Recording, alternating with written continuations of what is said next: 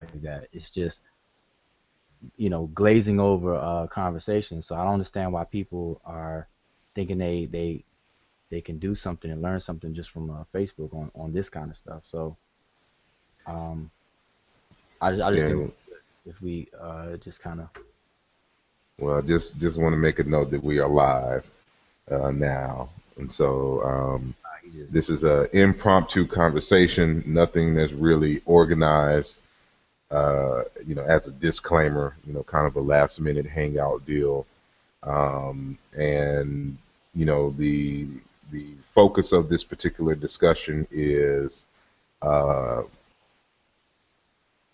research methodology, a theme we have visited before, and rigorous study, and their importance when discussing Africana studies or engaging in Africana studies. So I'd like to welcome my brother Rujabu Irumaat, and we have a few guests with us this evening that I will let them introduce themselves to the audience.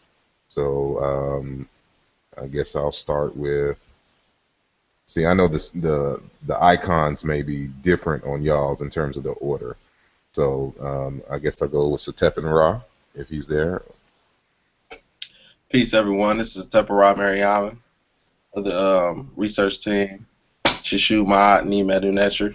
You can find us on Facebook. That's my introduction. Thanks. All right.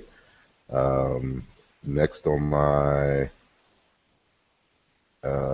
list, and it's not coming up. I don't know why. Marine. Hotep. My name is Maureen Tony King, and I'm also from the session Mahani Medinature. Thank you. All right. Welcome, welcome.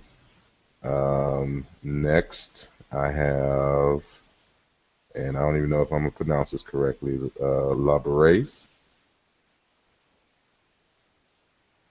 Are you there? Brother Kofi.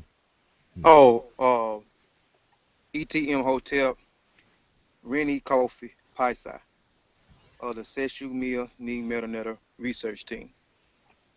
All right. Welcome, welcome. Um, June or Jun. Hotep, this is Joe Seshumai Nimetanetcher from Seattle, Washington. Very grateful to be here to listen in. Thanks a lot, Hotep. All right. Appreciate you. Welcome. Yeah, I don't even know if I'm gonna pronounce this correctly either, but Hushio or Hushayo. What's up? This is All Antoine right. Jermaine Clark. I go by Hush Your Mouth. Oh, Yeah, okay. yeah, Hush Your Mouth. And I'm just happy to be involved in the conversation. Hoping I get a chance to ask a few questions as it relates to Peru to Zulu, and also as it relates to determinative of Kemet, if we get a chance. All right, no problem. And welcome. And last but not least, Damien. What's up, everyone? This is Damo, Tulsa, Oklahoma. Part of the research team. Greetings. All right. Appreciate it. Appreciate y'all coming through. So again, this is impromptu, so it's really not going to have a organized format, but just want to start off with Brother Wujaru, and tell us your thoughts. Kind of the inspiration behind this particular uh, hangout, and we can go from there. Okay. Well, I lately, on Facebook, I've been stressing the importance of the proper view of linguistics, and I strongly think that a lot of us, and I say us as a whole, we kind of look at it, take it for granted, and I think people take communication, linguistics, or language for granted because it's such a natural thing. We grow up. and we're born, around people who are speaking a language. We learn a language at a very young age. Even before we learn to read or write, we learn how to speak and everything, so we don't get into particulars about language. But we have to understand that linguistics is a scientific field that's equally comparable to quantum mechanics, quantum physics, astrophysics, chemistry, biology, biogenetics, and so on and so forth. So when we have these conversations about linguistic issues, we have to realize that we have to have a rigorous study of the fundamentals, of the methodologies, of the data itself, of the prevailing arguments among the scholars who are studying it previous to our coming into it, and then in order to increase the body of the work. So I think a lot of that is taken for granted, overlooked. So I see people that will make arguments based off of very small or short or shallow analysis of different arguments.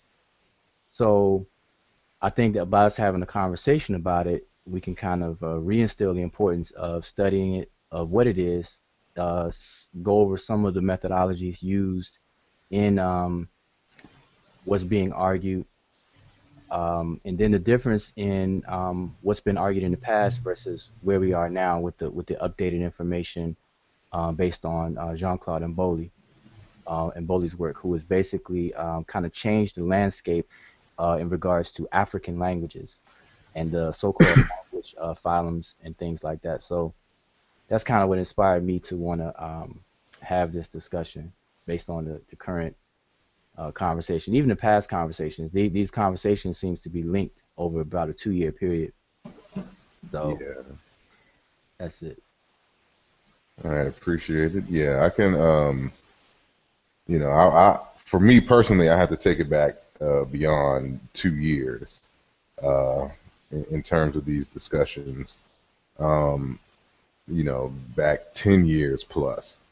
And you may find me in certain arguments on some old message boards from back in the day, having the same issues. And, when you've been dealing with folks in the community for this long, and you come to see, you notice some patterns in their behavior, in their approach to study. And the first thing that I've come to understand over the years is that, what people don't realize is that to be a scholar, you have to be a person of impeccable character, because scholarship requires you to be honest, and it requires you to acknowledge your limitations in knowledge. And so there's a lot of us who feel that we must project to others that we are well informed about everything in the conversation, when in fact we are not. And so this is why, for example, when people are doing master's and PhD dissertations or writing for journals, there's a section in the that is usually required, where you list your theoretical assumptions, and you list the framework in which you're operating under. So those who realize better your argument and to know where your strengths and where your weaknesses are, going forward into the research. And again, you would have to have an honest assessment of yourself and your skills in order to be able to do that. And so, like for instance, in my latest text, Nesubiti, King in Ancient Egyptian, a lesson in paronymy and leadership, there's a section in there where I discuss my limitations of the research, because the focus is on kingship. But of course, we can have a different discussion on queenship. However, given my limited knowledge of queenship and its focus, I didn't deal with it. And I had to make a disclaimer that, for my focus on this research, it is unnecessary for me to deal with queenship, and then I go into my reasons. and why, that discussion will be limited in this work. So I can, beat the critics to the head, who I know for a fact would be like, well, why wasn't equal weight put on queenship? And so of course, I had to go through the definition, because a queen is simply the wife of a king. And that has, although she is important and there's a story to tell there, we're trying to get at the heart linguistically of a term for king and the role of the king. But not only that, a woman can be a king in Africa, and I go into details of that. And so I had to put the limitations of my study in the text, so people won't assume that I'm trying to speak on more than what I'm actually focused on. And so you just learn this over time when you start writing and engaging in scholarship, to acknowledge where your weaknesses are and your limitations in knowledge are, and try to only discuss things within your narrow scope, of expertise on this particular subject. And that seems to be missing from the people who participate in the communiversity, who aren't engaged academically in these types of discussions. And so, without being long-winded, want to end there. Yeah, I definitely I see the same thing. And then there's just some fundamentals of research, period. And I definitely want to make a mention of some good books. Actually, I don't have it right here in front of me, but some books by the University Kemet Press, Dakar and Yahra, and Dakar and his wife, Dakar Kilimanjaro and Ifa Kilimanjaro, wrote an excellent series of books on research methodology, study teams, how to form a study team, how to research, how to outline, how to do flow charts, how to put together a curriculum, how to set up institutions and things like that. And I really think that their work needs to be pushed to the forefront in the common, what do you say, the common university.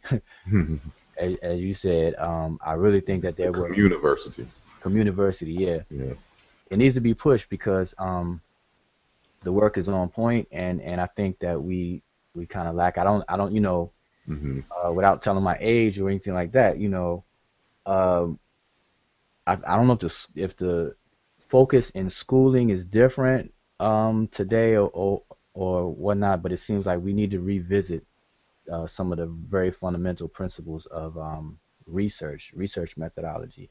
How to know when you know something, Epistemology. right? So I think we got to get back to the basics and kind of stop microwaving things. We have expectation to learn things very quickly, because everything around us is fast. We could text message, email each other very quickly now. We got Wikipedia now. So I think we're being conditioned over periods of time. We're conditioned to want things fast, and we kind of tend to rush these arguments and stuff. So we got to kind of go backwards, go to the basics, and get out the microwave and get into the conventional oven, and just slowly study these things. I don't see us being in a real race. Like, why we got to go 90 miles an hour just to reach a red light, instead of let's just cruise. Let's just all walk this walk.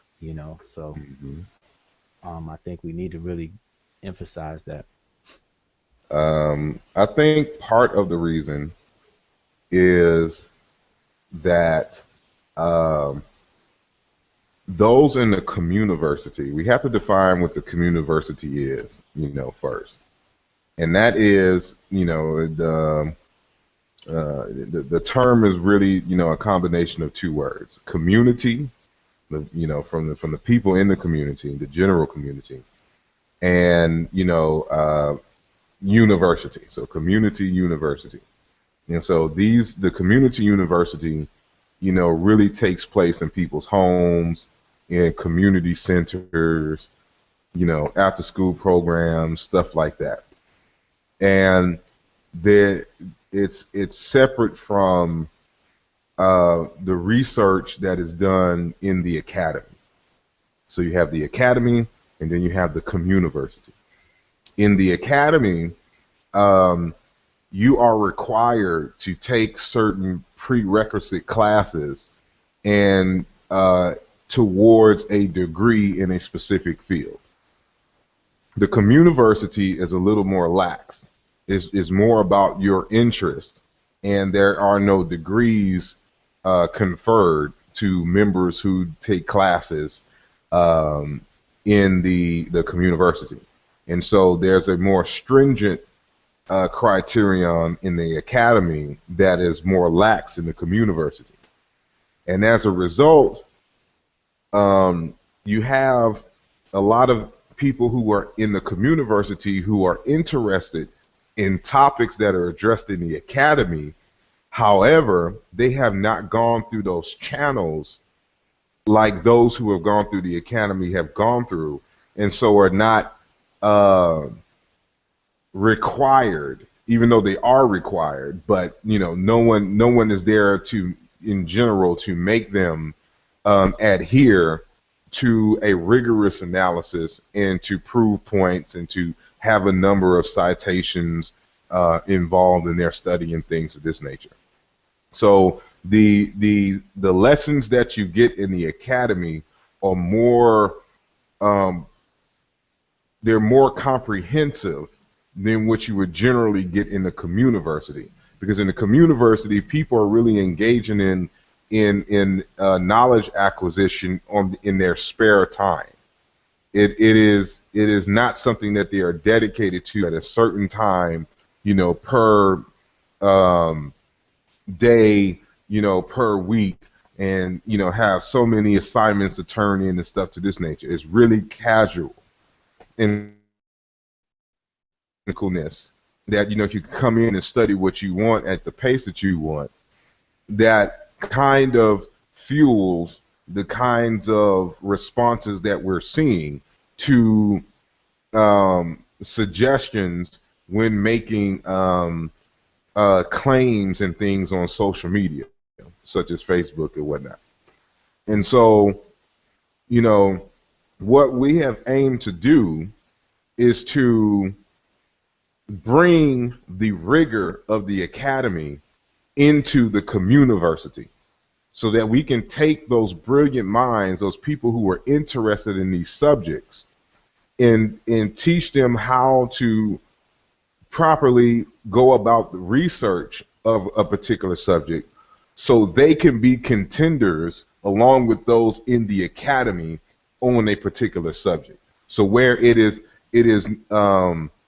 being in the academy or not being in the academy cannot be an issue when discussing certain matters of Africana studies or just any kind of research in general.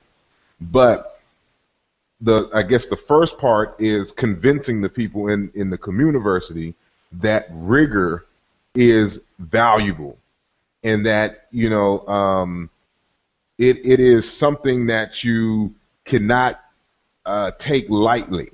Because what people will do in the academy, people respect the information that comes out of academic circles, and they do so because academic institutions, rely on their name, the value of their name, as far as the institution is concerned, in producing knowledge, and so they take seriously claims, and so when they require those who are involved in research projects coming out of the academy that it can stand up against scrutiny. That's not to say that everything that comes out of the academy is right and exact. What we're saying is that there is a process involved to where they can reduce and damn near eliminate, certain quandaries of analysis that are common amongst the common people who do not take the time to think about how to reduce and eliminate errors in their analysis. And so,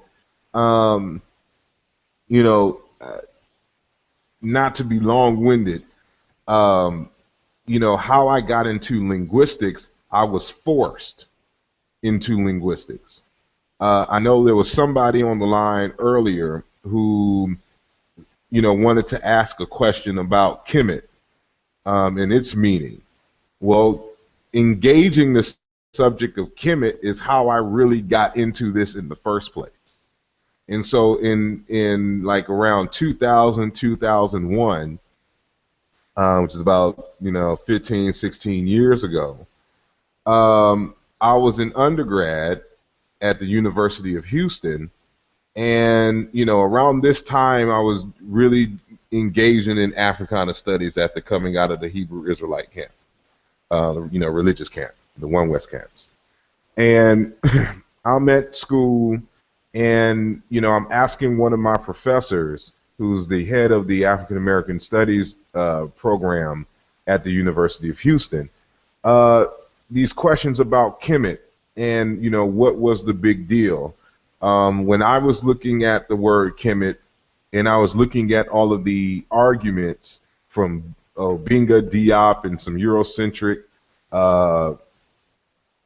researchers and things to this nature, I came to the conclusion that Kemet had nothing to do with the color black, as they argued. But I was really premature in, I had a good hypothesis, but I did not do the necessary steps to convey, how shall I say, I did not do the necessary steps to come to a definitive conclusion. And so I would ask these questions, I would have these arguments, and then the professor, said that this is what I want you to do. We're having a symposium, an African American Studies symposium, here at the University of Houston, come a few months. So I'm gonna put you in the program. You're going to write a paper and present your paper to this group of scholars. Now, everyone in there are PhDs or working on a PhD. And of course, I'm still an undergrad, and I'm doing computer information systems as my major. So something totally out of my field, although I minored in African and African American studies. And so I did the paper, got feedback, started the professors who analyzed and critiqued my presentation, started, networking me with certain other scholars who were interested in this question, and they started leading me to books and things that I can read. And, I was grateful for that opportunity because, of course, it opened me up to more scholarship on the question. But it also put me in touch with living scholars who do this, for a living. And so that conference is where I first met Dr. Mario Beatty. And for anybody who knows who Dr. Mario Beatty is, he is, one of the premier scholars on Meta Nature, studied under Obinga, and writes, often for the Ankh Journal. I have a few videos of him posted on YouTube that you can go to my channel and see those videos. I'm the one who uploaded them. And that's where I first met him. And so he actually gave me the number to Dr. Theophilo Obinga, who was in San Francisco State at the time. So I called Dr. Theophilo Obinga. Me and him are having conversations. And when he found out that I was into computers and computer programming and things of that nature, he was like, you would be excellent in linguistics. It is something that you should think about. So, I was like, okay. I looked at it. I didn't really understand how important linguistics was at the time. And so a number of years passed, and of course I'm still engaged in this Kemet question. And so it came to a head to where it's like, okay, now I need to learn the script. And so once I started learning the script, then it came to a head. It's like learning the script is not enough. Now I have to learn linguistics. And it's from there that once I started understanding linguistics and taking these courses or whatnot, then certain things started to open up for me. And and started learning under individuals like Dr. Muba Benge Balolo, Dr. Alan Anselin, and others, who utilizes linguistics as one of their primary tools um, for trying to unearth the deeper meanings and relationships of ancient Egyptian with other African languages. And so, but what was key here is that once I understood that I had to learn linguistics and engage in these conversations, the first things that I did was to um, get introduction books on linguistics. Once I got the introduction books, I understood how wide the field was. And so I started getting the next level books.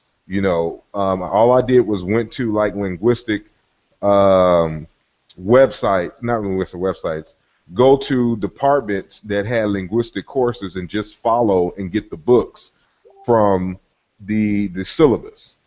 And so I needed something a little bit more disciplined, so I started taking some modules and things of this nature, and then studying under, individuals who taught linguistics. And so this is how I've gotten to the point that I have today, in terms of linguistics, is still learning and still growing, in it. But, I think one of the things that separates me, because you can consider me an autodidactic, when it comes to linguistics. And I would, as far as Egyptian studies, come out of that communiversity. But coming out of the communiversity, I understood, because I was already in the university system, that you had to have a disciplined background, and it is rigor that separates the lay person from the professional. And I'll just, kind of end it there so we can get some more, feedback and questions. But, that's just my introduction, into this. And, we can go on for days on, some of my experiences. But would you have anything to say? Well, I think, if anybody else had I guess a question about anything related to what was already said, because I want to get into, more specifics about, different conversations that have come up, within the past 2 years on Facebook, or some conversations that have been rehashed and things. So maybe we can kind of go into that. Okay. But maybe if someone else had a question, I know had questions. I had two questions related to the current book, the most recent book. I was going to say those afterwards, or you want to go ahead and knock those out real quick? I'll knock them out, because I'm pretty sure they'll be in alignment with, what we've been discussing on Facebook, since part of it is in the book. All right. The first question has to do with the introduction, where you kind of talk about the 5 fundamental characteristics of Afrocentric method. And I want to see if you can kind of discuss how that relates to, as we look at studying different individuals as Obanga and Mboli, how that is important to our research and the structure we take into going into research. Okay.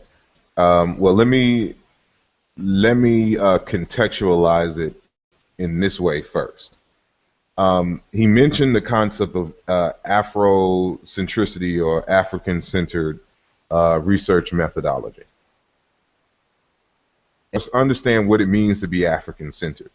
In short, to oversimplify it a bit, it is simply a methodology and a position of addressing African phenomena from the perspective of African people.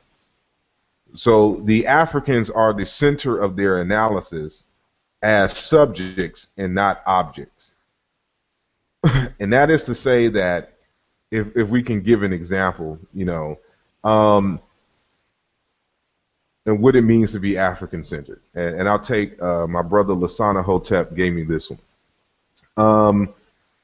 A Eurocentric analysis of Jackie Robinson would tell the story about Jackie Robinson opening the way for other blacks to get into the national the baseball league, and how he opened the way, being the first African American to play for a major white professional team.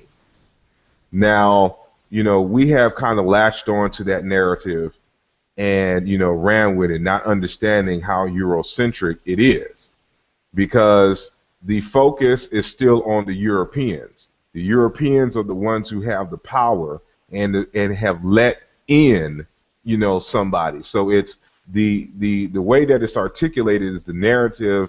The way the narrative is articulated is that, things open up because we, the white people, allowed an African American to come into our league and open the way for more African Americans to play in our league.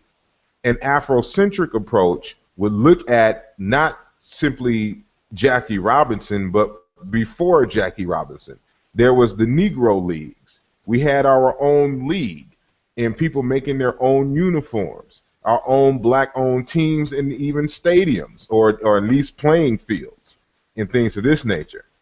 From the African-centered perspective, from the perspective of the Africans known as African Americans, it was more so Jackie Robinson's entry into the white baseball league was really the downfall of the Negro leagues. And so when you understand it, that the letting Jackie Robinson in was a strategy to dismantle the Negro leagues, because all the talent was in those leagues. And so we were making money outside as independent organizations and institutions outside of Europeans. Europeans did not like that. So the way that they can grab the Negro money and, of course, white folks' money, because they want all the money, is to open up, because we know that they want to be a part of what we're doing. And so, who knows where the Negro Leagues would be right now were they allowed to grow and prosper, on their own. We would have our own league, our own people owning their own teams, in stadiums and things of this nature. But, when you think from a Eurocentric perspective, we're thinking that it's a good thing that Jackie Robinson opened the way. Whereas from an Afrocentric perspective, we're seeing it as a loss of institutions. So we position ourselves as subjects of the analysis, and we look at it through our lens. And so the same thing goes on when we're talking about ancient Egypt or any other kind of African historical phenomenon, that we get a better understanding of the culture when we let the ancestors speak for themselves. And we juxtapose that to related cultures, and we look at it more so in a family context. And so when we talked about those points of Afrocentricity or Afrocentric analysis and methodology, these are the methods involved. Hold on one sec. These are the methods that are involved for a more complete Afrocentric analysis. And I'll just read probably the first sentence of each one of these paragraphs. So it's a total of 5 in total. This is from page 10 of my text. The Afrocentric method considers that no phenomenon can be apprehended adequately without locating it first. A phenomenon must be studied and analyzed in relationship to psychological time and space. So we must, when we're analyzing something, we got to keep chronology in our minds and geography. Where are they at? So we're talking about, a phenomenon in ancient Egypt. We're thinking about Egypt, its location along the Nile in Africa, with African people in a particular time with certain inventions and a certain type of worldview. So we must locate it first. The Afrocentric method considers phenomena to be diverse. I'm talking number 2 now. phenomena to be the Afrocentric method considers phenomena to be diverse, dynamic, and in motion, and therefore it is necessary for a person to accurately note and record the location of phenomena even in the midst of fluctuations. Number 3, the Afrocentric method is a form of cultural criticism that examines etymological uses of words and terms in order to know the source of the author's location. So linguistics is a major tool in an Afrocentric analysis, because the words that we use to describe things, are they based in an African reality or in a Eurocentric reality? For example, in the book, matter of fact, it starts on the next page, page 11. I start going into what I spoke of earlier in terms of the women and queenship and things of that nature. But there's a part in there where I define what it means to be a woman. The word woman itself is 2 words. It comes from with man, which is the wife, basically wife of a man. So a woman is, according to Indo-Europeanists, they get their identification in terms of being married to a man, being the wife of a man. And then when you look up the word wife is a derogatory term, which ultimately means servant, and in certain languages, a bitch. So when you call someone a woman, even though we think it's a neutral term, for Indo-Europeanists, it is a word that basically means slave or servant. And so when we're analyzing, history amongst Indo-European speakers, we can better understand, for example, why they had to have a women's lib movement and a feminist movement, because the white men treated their women as second-class citizens, as servants. That's how they saw them. And it's no different when you're dealing with the Bible and when you're talking about a woman who was created haphazardly as an afterthought out of a man's rib and only to be his helpmate. In other words, to serve Adam. It's these kind of semantics that allow us to cluster groups of people. But that's, in terms of the relationship of Indo-Europeans and the Semites, is a different discussion in of itself. But I just wanted to, throw that at you as an analysis on why we must be African-centered. Because when Eurocentric feminist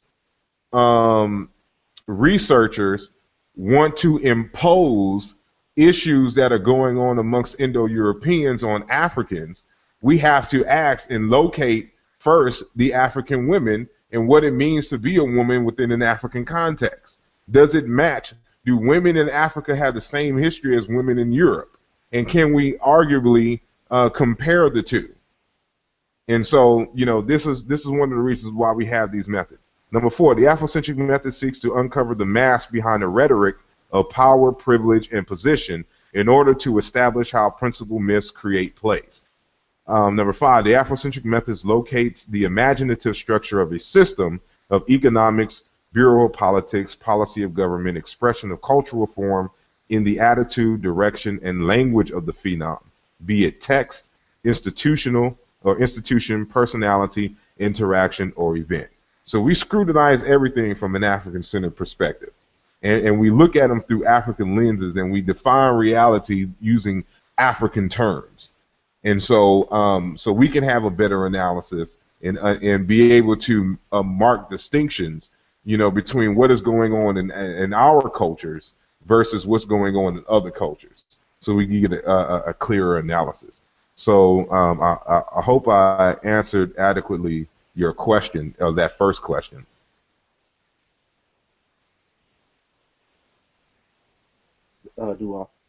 My second question, you dealt with the fail, quick on a fail, I guess. Kind of, you also posted a video where the guy was touching their hearts and then taking the fail and wiping it over them.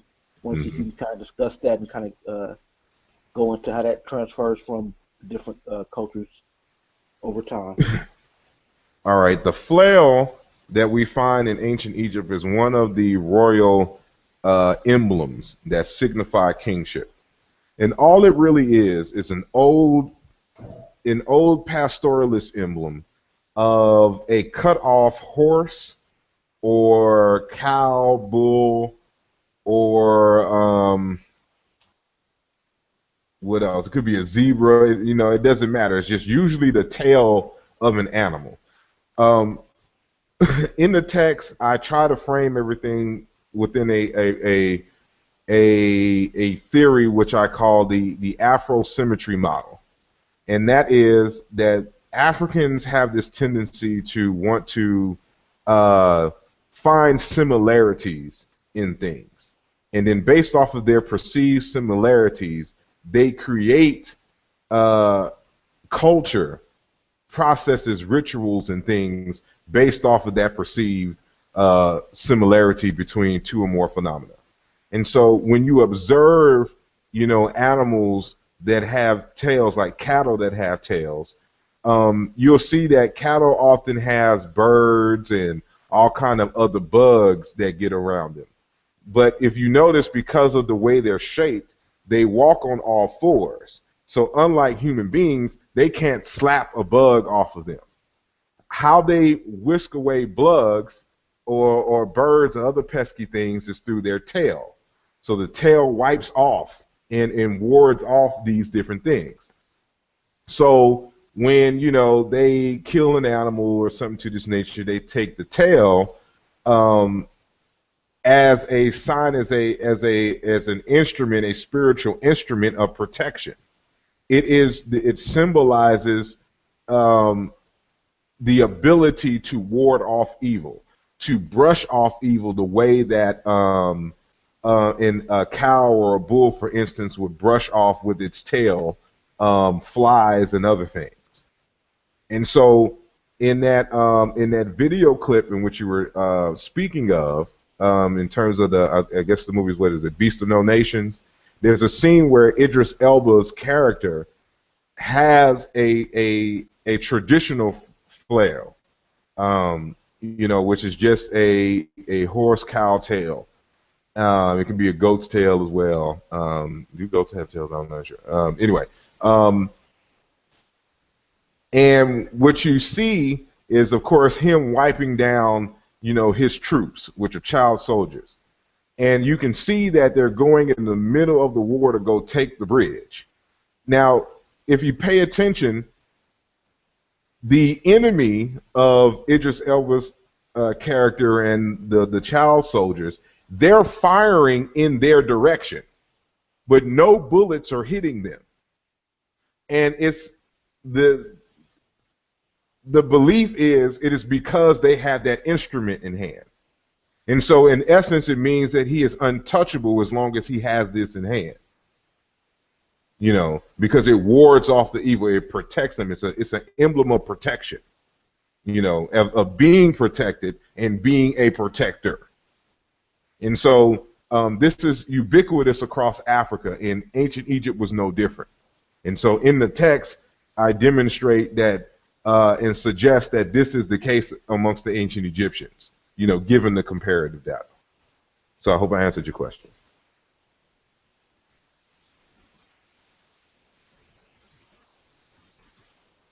Yeah, thanks. I appreciate it. No problem. Anybody else have a question or comment? Well, I kind of want to speak about when you, this is Damo talking, when you first got in contact with Mboli and you first started to build with him. Mm-hmm. Was he already in the process of formulating his analysis? Was he like in the middle? Was he towards the end? Did you meet him, you know, around book time or? Oh no, the book was already written when by the time I contacted him, and so I seen the book. I forgot where I initially seen the book.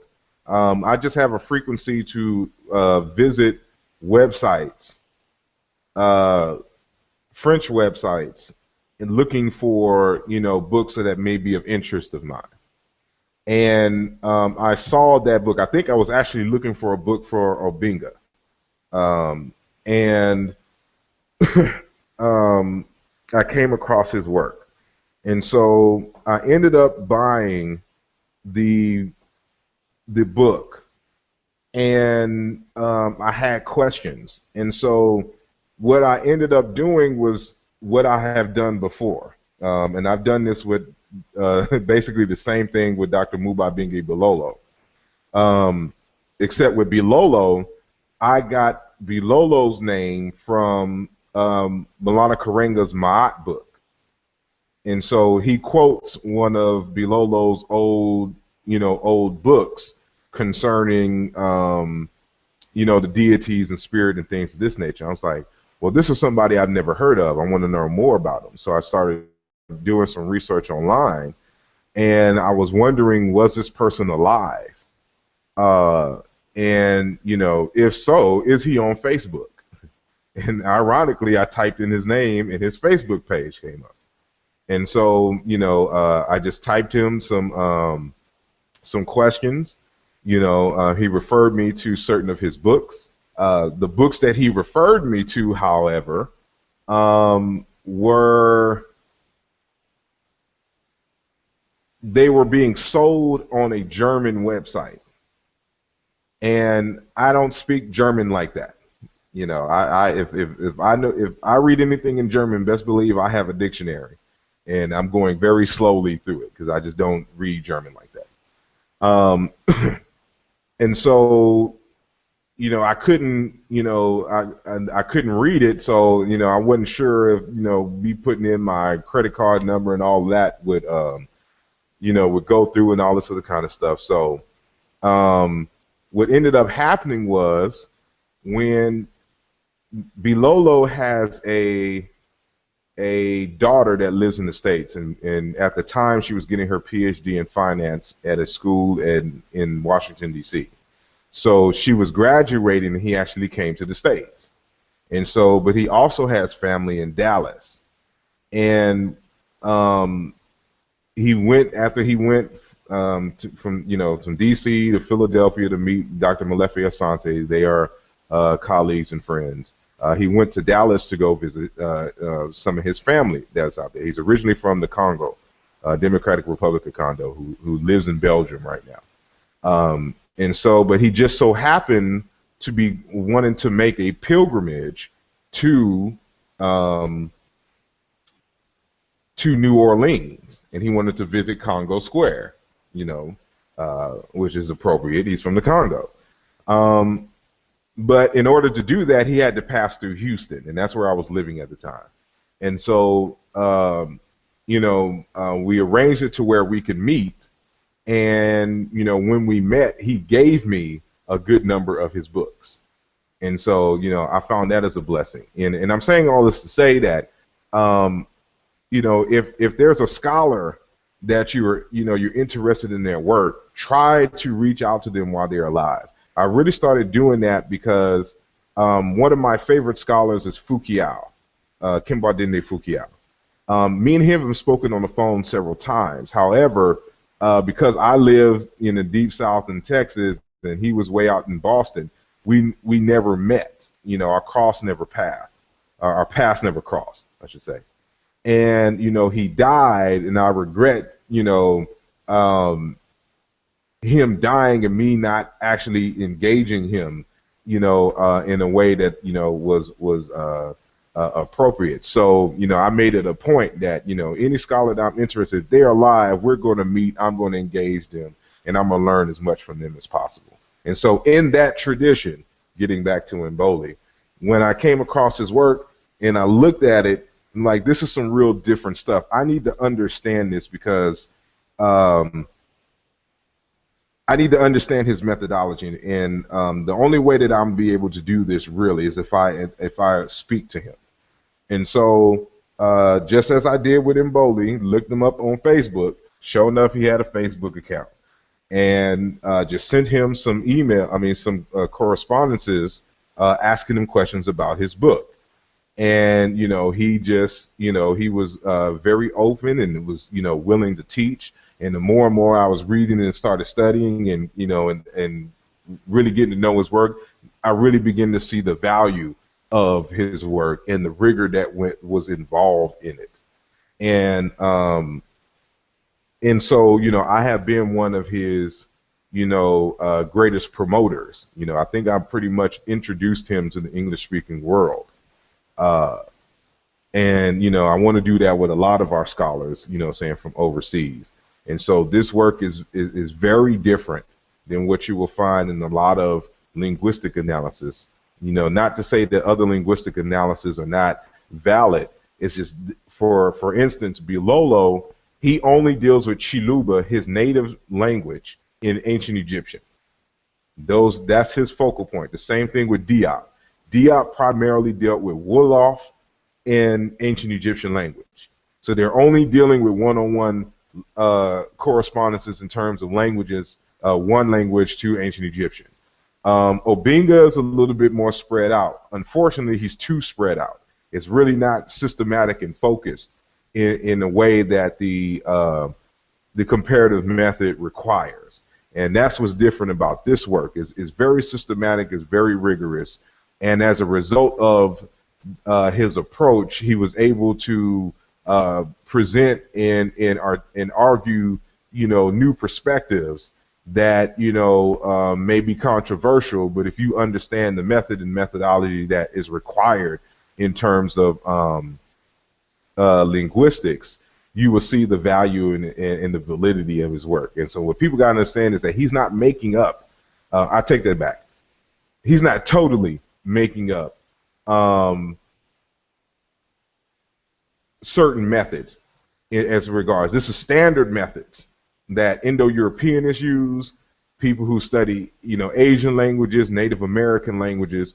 Africanists are unique and different, and they don't adhere to the rigorous method that was utilized to reconstruct the Indo-European languages when it comes to African languages, and it's caused all kinds of trouble. So there's linguists out, all kinds of linguists from outside of the Africana field who really criticize the way that Africanists under the Greenberg model go about creating language families and so-called phylums and things. And so, Mboli takes the standard method and actually strengthens it, makes it more rigorous, makes it, he ties in loopholes for things, and makes it more stringent. So when we're looking at this text, it's actually more rigorous than a lot of proposed methods in linguistics that certain Indo-Europeanists that we call Africanists have created. So I hope I answered the question, before going too far left, in terms of, meeting him. Is just simply reaching out, and when I reached out, he was kind enough to respond and actually teach. And so what I wanted to do, because I already, by the time I really kind of came forward with, what I know about Mboli's work, I already had a good, deep understanding, having read the whole book. And so what I wanted, him to do is to present the basics of of his analysis to the English-speaking world, because I'm sitting here promoting him, but most of the people in the community don't speak French and don't read French. So I wanted them to get a basis of what he's talking about, without necessarily having to read French, so they can get the gist of it. So when, by the time they learn French, if they want to, they'll be able to hit the ground running, understanding, the method that's involved. So I hope I answered your question. Yeah, you did, Duarte. That was very informative. Thanks for the additional information with that. Thank you. No problem. Ujawa? Yeah, I wanted to that kind of, and that kind of brought up remember some of the kind of recent conversations. Mm-hmm. And I see that some people who are not familiar with Mboli's work, or definitely not read his work, Mm-hmm. but I'm seeing some forms of disagreement with his work, yet the same the same, same people have never read his work. Not only not read it, but even if you could read French, the work is very highly, it's very technical. It's very, it's something that's written more like a textbook. It's the audience for that book, and you can correct me if I'm wrong. The audience seems to be an audience of linguists and experts, not really there's just the average book that's just gonna kind of just fill the void that how we do other books. Yeah. So I'm just wondering. Well, I'm not really wondering because it's not really a question, but it's kind of a rhetorical question. How can people disagree with material that one they've never read, and then Mhm. two, even if they were to read it, it would require a good amount of time and study to wrap your mind around it to be able to one repeat the arguments that's being made just to make sure you're not creating a straw man situation of or mischaracterizing the different prevailing arguments and claims, and then two, to have up enough methodology to develop a superior one to even disagree and then prove your disagreement. So I just see this going on in a few conversations over the past 2 years. Again, it's been this like 2 year bracket of people. So, and I want to say that I learned about Mboli from you, introduced Mboli to me, and I jumped on, and from what I could understand and wrapping my mind around it, and I have a lot to learn still.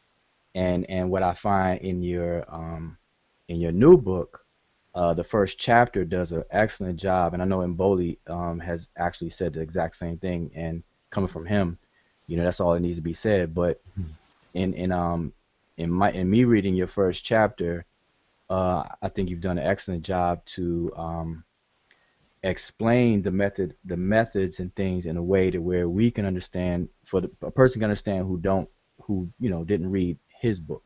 Mhm. So it kind of lets people know, hey, you're gonna have to pump the brakes. This is some serious technical stuff here, and it's valuable. Like it's really valuable, and I just don't understand why there seems to be a fight to not engage in Boli's work. I mean, is it because it's in French? And I ask myself that, but I that don't kind of make sense because I'm seeing people that will go and buy German dictionaries Mhm. or French dictionaries of Egyptian languages and stuff, but yet when it comes to Mboli and his work, there seems to be some kind of resistance, and I haven't figured out really what that resistance is, where it's really coming from. Um, the best way that I can answer that is it's just simply orthodoxy. And so when they came into consciousness, the people at the time told them that these are the standards in which you evaluate certain arguments. And so they were introduced, more than likely they came through John G. Jackson, Dr. B, and um, Ivan Van Sertima, then probably worked their way up to Diop and Obenga. And so um, anything outside of that, uh, they're not familiar. They don't know about Noman Digi, Oscar Butang, Bitong, I should say, um, Ababakar Musalam, Muwabingi Bilolo, Modupe Oduyoye, individuals like that. They don't know who they are because these are people from the continent, or Dr. Alan Asselin out of the Caribbean. Um, they don't know these scholars because to know these scholars you have to be deep into the research. These you're not going to find any of their books in any of the popular stands. When we have events and stuff in the community, you notice that there's always somebody who's a book vendor who comes through. You won't see Muba Binge Bololo in any of the book vendors there. It's a specialized work. You won't see Modupe Oduyoye. You won't see anything by Ababakar Musalam. These are books that you have to go out and seek. You have to actually read certain people's text and look at their references to find these people. Just like I did with Milana Karenga with Bilolo. I had to go to the references to see who this person was, what did he write, and see if I can get a copy of these texts. Mhm. Um, And so um, it's one of those things that again, I'm cut from a different cloth, and luckily I've had certain lessons early. At age, I'll take it a step back and give you a brief reason. One of the reasons why I joined the Hebrew Israelites at the time that I did. So I'm using the Afrocentric method here and giving you time, location, space, in terms of chronology and the importance of the development into the future. Now, when I was, 13, 14, I stopped going to church. Had a lot of questions that weren't being answered, and I was causing too much trouble with the kinds of questions I was asking. The elders in the church, and so, but I was still interested in the Bible and spirituality and things of that nature. So, around age 16 is when I first met the Hebrew Israelites. And it was a homegirl of mine, Laretha Hunt, who was in the Hebrew Israelite camp. However, according to the Hebrew Israelite doctrine, or just according to the Bible in general, it is unlawful for a woman to teach a man or her husband or whatnot. And so if you have questions, it is proper. Yeah, there's room for others to join. So if you want to share the link, that's fine. Um,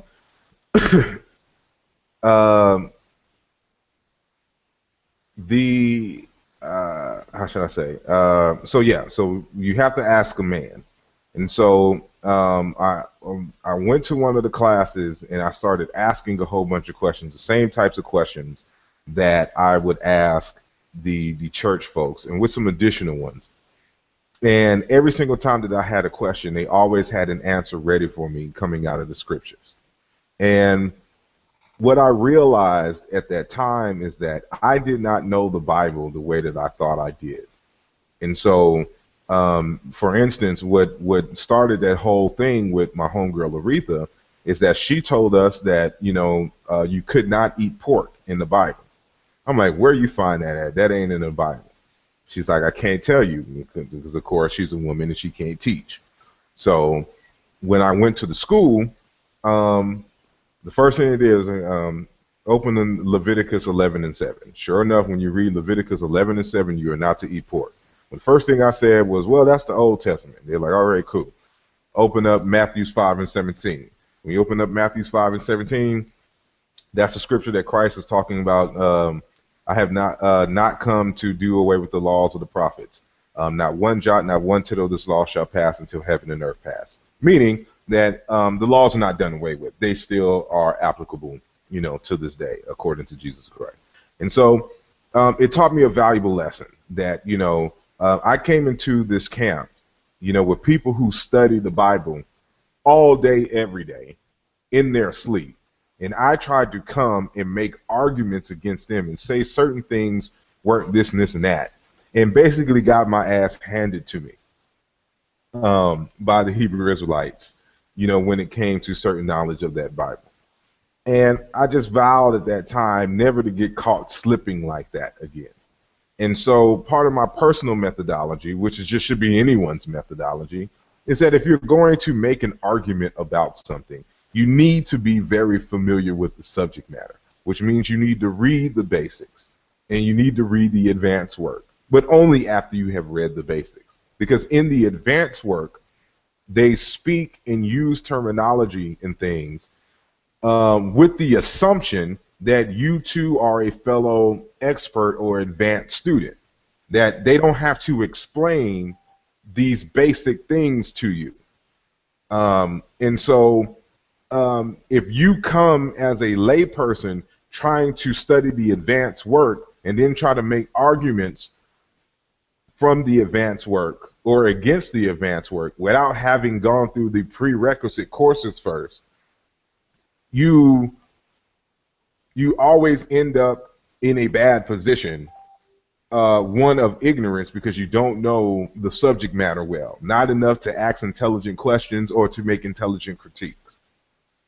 And so this is what I'm finding, again, in the communiversity, that we have people who are engaged in these advanced topics such as historical comparative linguistics, but have not taken one module on the basics of linguistics, don't know what a phoneme is or anything. And so, Brother Wujawu can attest, we're having a discussion with a good brother on Facebook now, and he's trying to make arguments against certain of Mboli's conclusions, and he doesn't know the basics of anything. And he, for instance, he asked the question, so what are you saying, that you can get a R from a K sound?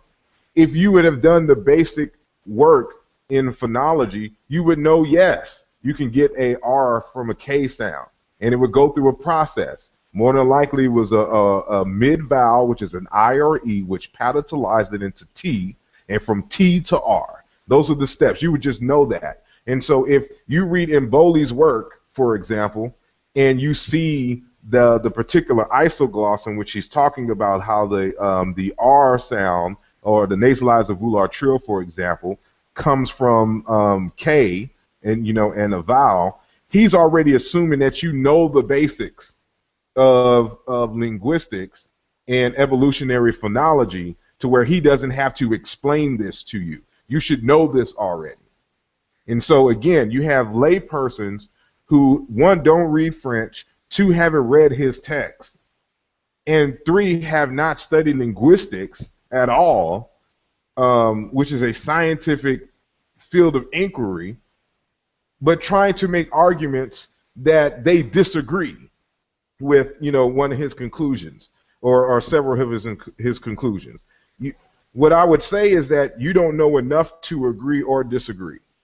All you can do at this stage is be humble and take the time to study the basics, so that you can get to a point that you can even understand the methodology and the processes used to agree or disagree. That's just how scholarship works.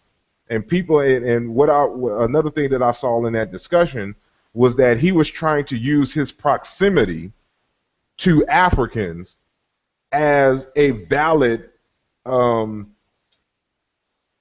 as a basis to validate his arguments, which you cannot do. Just because I know a whole bunch of Yoruba speakers, or I know a whole bunch of Hausa speakers or Zulu speakers, just because I know them and I hang around them, me being in close proximity to them is not going to infer competence in historical comparative linguistics. It's just not going to happen. It's no different than when you try to cram for a test by sleeping with the book under the pillow. You think that you can put your head close enough to the book, and subconsciously there's going to be some transference of the information in the book into your head, and now you're ready for the test. And that's not how this works. You have to study. It takes time. You're gonna have to sacrifice going to the club that weekend. You're gonna have to sacrifice getting them Jordans to get them books. You're going to have to sacrifice some time to actually do the work. It's just like mathematics. Mathematics is one of those fields that you cannot look at it and just get it. You have to physically work out the problems. Same thing with learning Meta Nature. You're not going to learn Meta Nature just reading a book and seeing the glyphs. You have to write. You have to construct. You have to do all of this, so it becomes second nature to you. You have to put in the work, and that's just, it's like you're not going to get muscles at the gym, just walking by the gym. Living close to the gym, walking by the gym is not going to transfer or develop muscles in you. You have to get in the gym. You're going to have to hit them weights. You're going to have to hit that cardio machine. You have to do them jumping jacks and everything. You're going to have to eat right. It's a whole thing. It's a whole series of things that you have to do in order to get to that desired level of fitness. And it's no different with historical comparative linguistics. It's no different with Africana studies in general, or any scientific field of study. You just have to do the work. Mm-hmm. And That's one of the reasons why I spent a couple of days recently just kind of going over some basics in linguistics because like you said the assumption in some of these books like for example in studying Medu Neter, if you pick up a grammar book, most likely a grammar is already going to assume that you have the beginner's fundamentals already under your belt, and then they're just going to carry you on in with the grammar. So a lot of linguistic books, especially with Mboli's work, there's a big assumption that you are pretty much a linguistic student, a student of linguistics, in order to even follow along with his book. So I spent a few recent days of just going back to some basics about linguistic notations, the fact that graphemes, first of all, what graphemes are, how they're described and written, what's a phoneme versus a phone, um, versus phonology versus phonetics and things, and then the fact that when we talk about letters or characters, we're talking about graphemes, which come together to form an orthography of a particular script, and then that difference from describing the sound, and then from the sound contains three elements of how it's described, and I always make the analogy of like between a chemist and a layperson sitting at a dinner table, I may say, hey, pass me the salt. I want some salt and pepper. But to a chemist, they may say, pass me the sodium chloride, bromide, whatever salt is. Forgive me if I know I butchered that, but whatever salt is. So there's a difference. So with these sounds of letters, we may say a B, as in boy, but that letter is described linguistically as a voice bilabial plosive. So it tells us the voicing value. It tells us the place of articulation in our mouth and the manner of articulation by way of the flow of the air. So these are very specific and scientific descriptions that people don't either they ignore or they're not aware of, and then by bypassing that, you really can't have a really good progressive discussion if that's missing from your base in having these kinds of discussions. So so I'm saying I took time out to kind of go back to the basics to let people know that, hey, this is some stuff you have to really slow down and learn some basics so you can even formulate a good question first.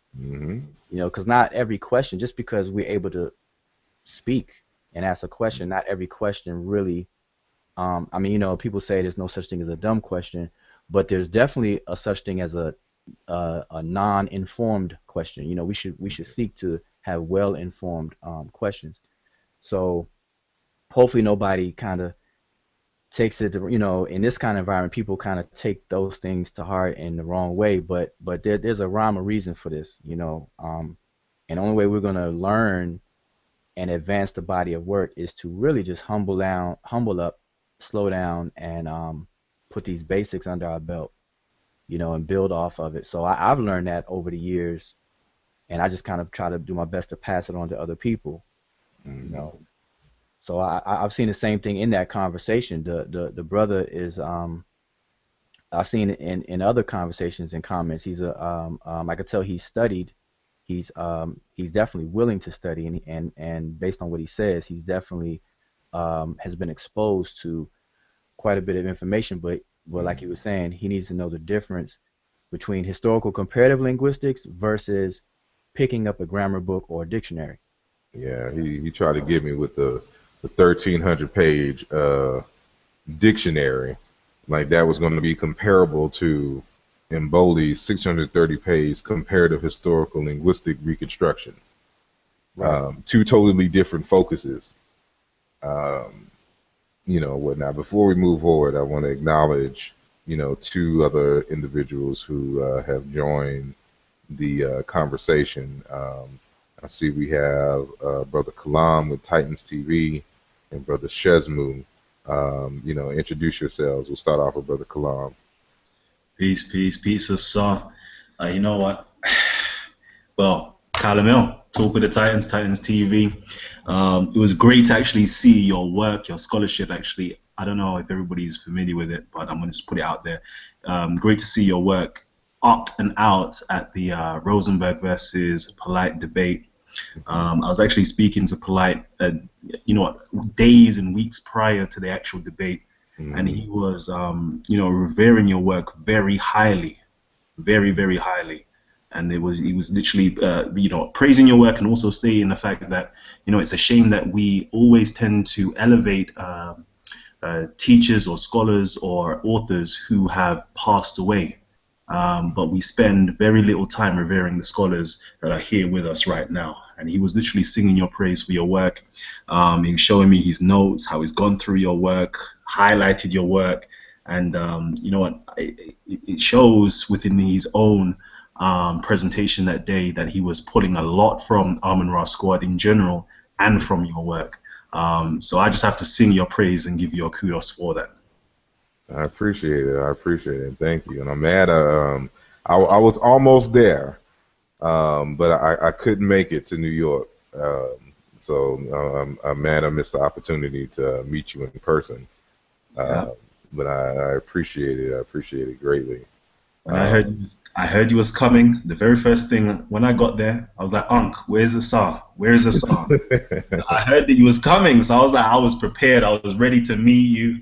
I was like, yeah, I need to get this book. I need to get this signed. Listen, that book is going to be worth, hundreds of pounds in the future. It was coming, so I was prepared. I was ready to meet you. I was like, yeah, I need to get this book. I need to get this signed. Listen, that book is going to be worth, hundreds of pounds in the future. It was coming, so I was prepared. I was ready to meet you. Brother Kansu, I think that's. Get this book. I need to. Okay. Yeah, that's Kansu, yeah. That's straighten it out. All right. Yeah, you can finish your Brother Kalam. Yeah, no, that's it. I'll leave it like that. Okay. All right. Appreciate it again. Thank you. Then maybe next time, maybe I can, somehow make it to the UK, and be, I want to go witness that little, I guess that debate park. I don't know what it's called that y'all have out there. Yeah, Speaker's Corner. Speaker's Corner. Yeah, I gotta go. I gotta go there. But yeah, Brother Shezmu, you there?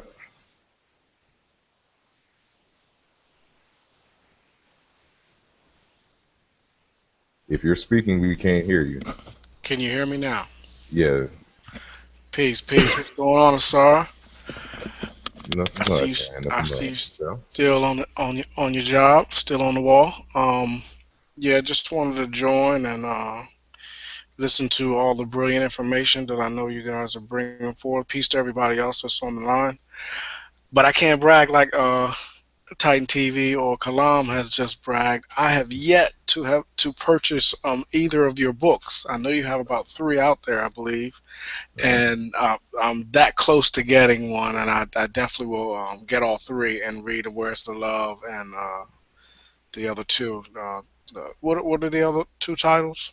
The other one is the Aluja Volume 1, and then there's the Nesubiti, the one that just came out. Nesubiti, yeah, Nesubiti. That one, I definitely want to grab that one, and Where's the Love, and your first one as well. Right. Yeah, I've got Jonathan's, I've got Wajao's, and I'm definitely ready to get into your works as well. But yeah, I appreciate the invite or the allowing me to join. And yeah, I just happy to be here, listening in. No problem. Who was that, Brother Consul? Did you have a question or a comment that you wanted to make? Well, oh, go ahead. Oh, I'm sorry. Go ahead, Brother Shasman. Well, I was just going to say, I was going to I came in a little late, and I was going to talk, or make a comment about, or a question about rigorous study and, methodology. But as we continue, I may ask a question. No problem. All right, Brother Consul. No, I just, I'm just now coming in. I saw the title and appreciated that as much. And just trying to come up to speed with what's being spoken of. All right. Yeah, just in short, Wujaru and I, we, to the detriment of, our stress health levels, engage in many conversations on Facebook, concerning African history, culture, philosophy, things of that nature. And, every now and then we just have to have those reminders that even though you may not be an academic, that does not mean that you do not have to adhere to academic standards when you're doing and presenting research to the public. And so, we want to just, have a casual conversation and stress the importance of rigor, of deep study and methodology, proper methodology in our own research, as autodidactics in these various fields of interest. And so, one of the things that, and one of the reasons why this is important is because, for example, when the Eurocentric community, wants to attack African-centered scholarship, one of their strategies is to grab information that is being presented by laypersons and then argue against the validity of Afrocentricity or African-centered research based on the legitimate critiques of laypersons who just happen to publish a material or present information on YouTube about subject matters that they're really not all that familiar with. And so then it becomes one of those issues, to where persons who may not have a degree or a degree in a particular field, has animosity towards those who have degrees, and then those who have degrees in particular fields become elitist and snobbish against individuals who don't.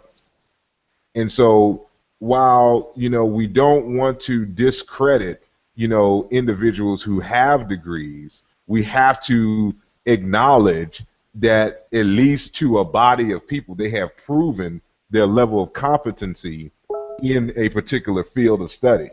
And it must be respected, when engaging these individuals. And the thing that is going to that is really going to separate the layperson from the professional is simply rigor.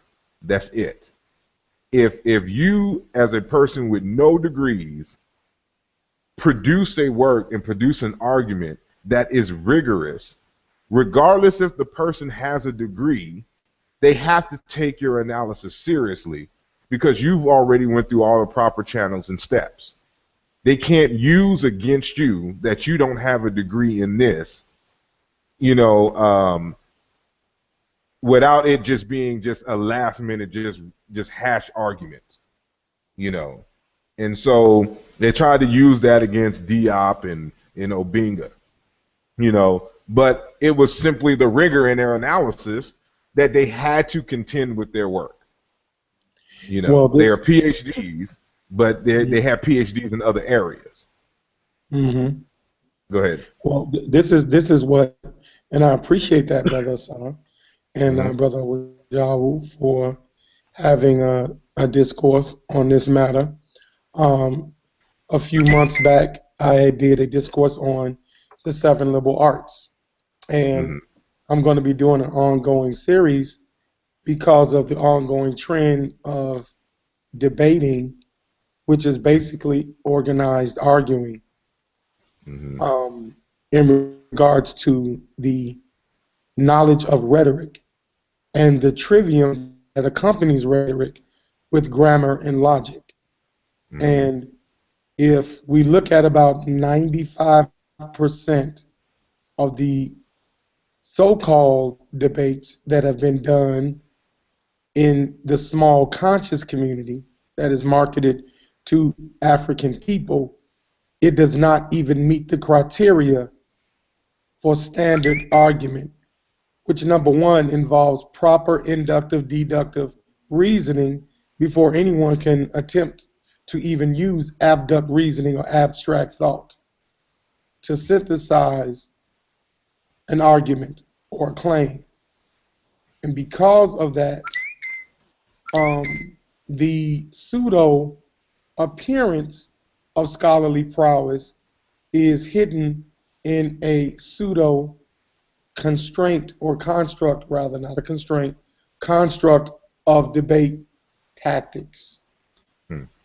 And a lot of people are tactically sound in debature, but that does not mean that they're fundamentally sound in the knowledge base in which they debate on. Hmm. And we are settling for people that are rhetorically sound but are not grammatically or logistically obligated in their rhetoric. And I totally agree with the premise of rigor, because that would require actual conscious knowledge of what you're rhetoricizing. Because if you take Marcus Garvey, Martin Luther King, Malcolm X, John F. Kennedy, Ronald Reagan, Jesse Jackson, the list can go on and on of great rhetoricizers. But who you speak rhetoric to, i.e. peers, determines your rigor and the ability to show your grammatical, rhetorical, and logistical aptitude. So I would like to applaud you and the brother Wajawu, because for some reason the W.E.B. Du Bois Booker T battle just will not stop. We tend to think that because we are thinking people, we are white people. Mm-hmm. That's crazy. And that's very funny, and I appreciate what you and Wajawu were doing this evening. Thank you so much, brothers. I appreciate my Amaran squad. Well, you Brothers, know, man, I appreciate you. I just want to say something to what you said. What I don't understand, well, what I witnessed in the communiversity, um, is that, you know, we understand everything you said and everything that we've been saying this whole hangout. We as a people, we understand it because we show it in all other areas, but for some reason when it comes to scholarship or academic study, for some reason we just throw it out. We just throw it out. And just a quick couple of quick examples. Um, in any type of sports activity, like let's say basketball or let's say boxing, if you're a champion and you're a champion boxer, and then some no-name brand boxer just throws out your name and some ad hominems just to get you mad, just to try to get a fight with you, the first thing that the champion is gonna say is, well, nah, you're not qualified to even fight me. Get your weight up first. Get some wins under your belt first, and then you are qualified to fight me or whatever. And we understand that because there's a process to it. There's some things, fundamentals that the person got to learn. You don't want to, as a champion, you don't want to even waste your time fighting a person like that. Same thing with sports or other things. We understand that there's always a process. Even in the debating circuit that we see, I hear that even said, like, now how you gonna get into the ring with such and such when you haven't even been in a ring with this person or that person. So we understand it there, but then when it comes to this actual scientific inquiry in different fields, whether it's biology, with all the conversations about evolution that people are having, like people are still actually saying that we don't evolve from monkeys, or believing that the theory of evolution is saying that we evolved from monkeys when that's not the issue at all. So it's just these fundamentals that people are skipping over, and then they want to have a voice. So I'm trying to figure out why that is. There's a disconnect when it comes to academic study, the rigor that's needed for study, but for everything else, we can recognize and apply it in our lives. So that's just what I observe, and we have to change that. And hopefully, this conversation and future conversations will just at least start to condition people the other way. Like, look, now we need to slow down, get out of the microwave section, slow down, learn the basics, and then we can have some very intelligent, progressive conversations. We cut down on the junk debating, because debating is healthy. arguing is healthy. That's how you advance a field. But it's done like how you said. It's done in a more, it's a method to that. As we say, it's a method to the madness. So I think we need to get into that and start reinstilling that into the communiversity. So that's one of the reasons why we're having this conversation, and should have a lot more until it becomes a household name. Just like the word pseudo caught on, like everybody and their mother's using the word pseudo. But we need to put rigor, the word rigor, in as a household name. I'm gonna do a shirt, rigor. And by the way, you see this right here. This is the African Scholastic Homeland. I don't know if it's backwards on your screen, but the African Scholastic Homeland Security. That's, we had kind of joked. Matter of fact, Asarmotep um had mentioned it, and I was like, hey, that's I forgot what you did. You had the what was it? DEFCON level 4 or 5, and and It's just the different levels of pseudoship. yeah, We had the like the color code for the terrorist thing that we had. So we had a color code for the different levels of pseudoness right. in research. Yeah, so I said, man, I'm gonna run with it. So I created a logo for it and printed up a shirt. And I'm like, look, and it drew attention. It's like, what's that? A home? Somebody asked me, do they have a website? I'm like, wow, you know. But this is all to say that we have to be the mature people without having a disconnect of having this snobbish, elitist attitude or the kind of a condescending attitude. But we just have to let people know that this takes work and this takes rigor. There's a method to the madness, and people wonder how institutions fall. Like one of the big questions about how did Kemet fall or whatever. Now that's a whole topic, but the fall of institutions is a slow process, and we're actually witnessing it. We're living in the collapse of several institutions right now. Just like let's take hip hop for example, or hip hop, the hip hop culture. You got a lot of old hip hop heads that will complain about the state of hip hop to the point where Nas is saying hip hop is dead, or whatever the case is, because people don't go through the channels of the necessary things to that what creates a excuse me, what creates a thorough MC or a hip hop artist. The same thing with Motown, with R&B and singing.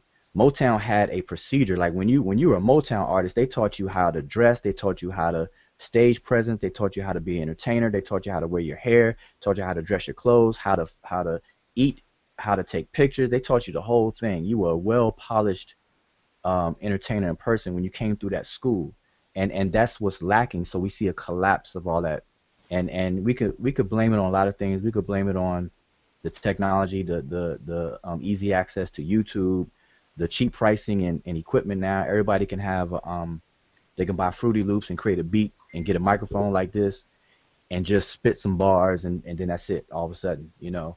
But the point is that we have to, as the more mature, as those of us who see this happening, we have to step up and remind people that these things are in place for a reason, and we just got to do that. So I'm just reiterating, what inspired me to even have these kinds of conversations. Hold on real quick. There's a Q&A button for those who are watching live, and if you have a question in the audience for any member on the panel, click that button and type in your question, and I'll get it and I'll ask. We have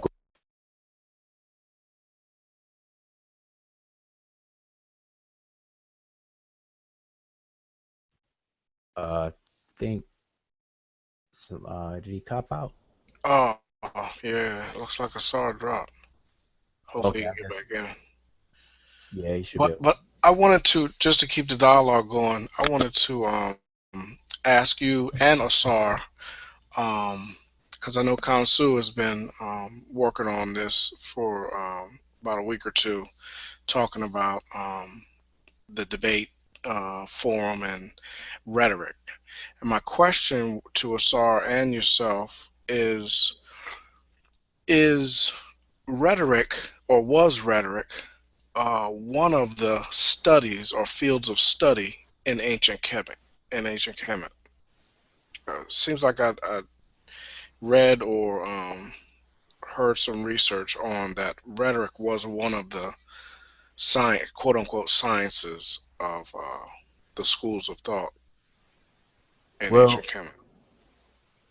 well, I'll say, in a very brief way, not to be too long-winded, is and it's something that Asar Mutep Ati is back now, but it's something that he said earlier about the perspective, the lens, looking at it from an African lens. So when we say rhetoric and we say logic, because those are coming out of Platonian philosophy or Greek type of philosophy, and it's not to say that it's wrong or completely wrong or whatever, but they have a lens that they look through, and we have to learn to have this paradigm shift to look at things through the lens of the African perspective.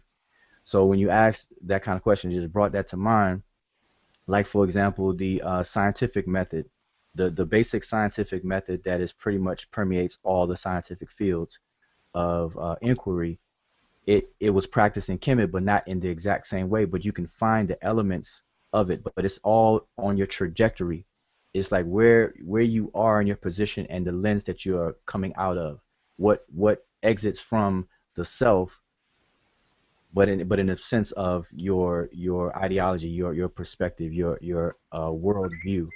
So when you ask about rhetoric and things like that, um, obviously, we know, I don't have to explain that they didn't call it that, but there were elements of these things that obviously existed, but it was packaged up differently. Just like the scientific method, just like religion and spirituality, what people will separate, or let's just say religion/spirituality versus science.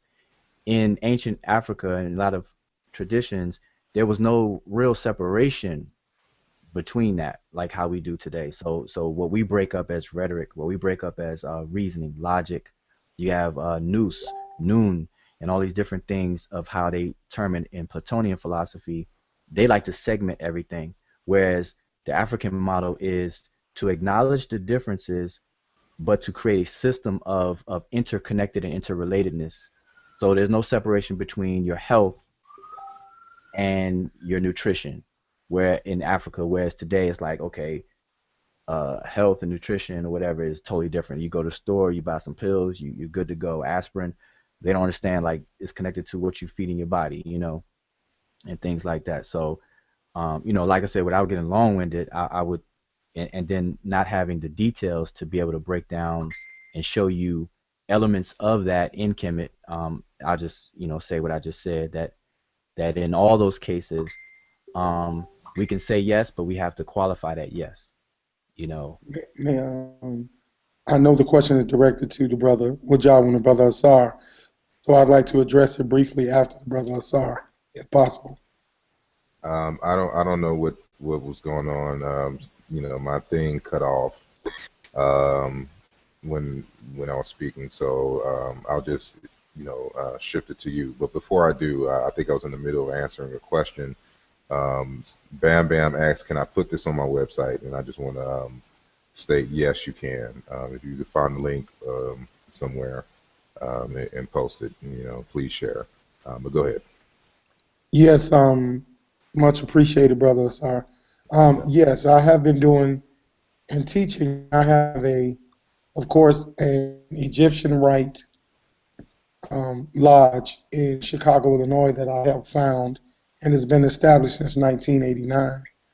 And we have been teaching Egyptian masonry or African-based masonry since 1989, and have always spoken that the paradox of masonry in its organic form is clearly from a Ronnie Kemet perspective. One good reference that you can use, Brother Shesmu, would be Chapter 7 of G.M. James' Stolen Legacy, which talks about the curriculum of the Egyptian mystery system, going into the education of the Egyptian priests according to their orders. Right, It right. also talks about the education of Egyptian priests in the seven liberal arts, also the secret systems of languages and mathematical symbolism, and also magic. And some of the books that support that that Mr. Jim James used was Ancient Mysteries by C.H. Vale, also the Clement of Alexandria, the Stromata book, volume, I think it's book 10 or book 5, something like that, chapter 7 and 9. Don't hold me to that. Also, there's also a list of books that have been attributed to Aristotle, which was highly influenced um, at that time by the Egyptian priests. So there is a lot of source data that can be used to cross-reference and show the parallels of the seven liberal arts and sciences in the trivium and quadrivium equated to the methodology of ancient Egyptian curriculum systems. So a good start for you would be on chapter 7 of George G.M. James's work, Stolen Legacy. That would be a good Right, start. right. I thought I had read it somewhere, and I do recall when I read that. That's where I believe I gathered that information that rhetoric was one of the liberal arts in ancient Kemet in the learning in the mystery system, quote unquote mystery system. And that's what the Yes. question was. I saw. It was. I was, yeah. Go Say ahead. it again. Repeat the question. The question was, remember, Kansu had was speaking on rhetoric and the debate. Uh-huh. What he has been speaking on for a few days now, or a couple of weeks. And I was saying that I thought I had either read or heard in research or in my studies that rhetoric was one of the liberal arts or one of the fields of study in the ancient quote unquote mystery systems, and I was wanting to get some information on it, but Kansu cleared that up rather nicely. And but if you want to touch on that as well, I know. I go think right ahead. he answered that adequately. I would only add that to get a good sense of um, African quote unquote mystery systems, I'm gonna recommend three texts. The first one, not to beat my own horn, is Nesubiti, King in Ancient Egyptian, the book that I released in February. And paying attention particularly to the second to the last chapter, which has to deal with African wisdom traditions, to get a better understanding of what those institutes really were. And I deal with them from a cross Pan-African perspective in various different African systems. And so, it would, to describe this Afrocentrically, it would be better to discuss them in terms of a wisdom institute, or a wisdom center, a center of wisdom, because wisdom is the focus, of the gathering of these minds. Um, so I give a good synopsis and scenario there. But the two other works are going to be a bit more expansive. Um, One is actually a PhD dissertation. And if you want the PhD dissertation, I can send it to you. Just email me at info@asarimhotep.com and I will email it to you. I have the PhD dissertation in PDF. So, Cool. and this one is called Beyond the Colonial Gaze. If you have my book, you know that I cite from this heavily, and I know the author, Dr. Kaikosa Kajangu. This is his 2005 PhD dissertation. Uh, he's from Central East Africa. He belongs to different wisdom traditions in Africa, including the Zulu tradition, studying under Credo Mutwa for 10 years, and also a group in Cameroon as well as in Malawi. And it is very instrumental when trying to understand the focus, rhyme, and reason for these African, and this is where I got the term from, African centers of wisdom and wisdom centers. And so you can see the greater analysis in that PhD dissertation. And then the next one would be Malidoma Some's Of Water and the Spirit. I think if you have those three texts, you are in a good position to really kind of understand. And believe me when I say, I don't know if you was part of this part of the discussion, is that when you look at things from an Afrocentric lens, things start to make much more sense when we're talking about African people. And so you'll hear about the quote unquote mystery systems, but you really won't understand what that is until you really engage living systems. And Malidoma Some gives you a treaty of one specific system, but Dr. Kakosa Kajangu gives you insights into several traditions, and so do I in my latest book. And so I think if you have those three, one of them, of course, a PhD dissertation is free, and so I give that out freely. You'll better understand what that is. So just wanted to add that so you can enhance your knowledge, of African centers of wisdom. Excellent. Anybody else have any questions, comments, concerns? Before we do that, Brother Unk is on the line now. I just want to acknowledge him and allow him to introduce himself and speak. What's good, family? Black African Power, man. I'm in Raw Squad Up, man.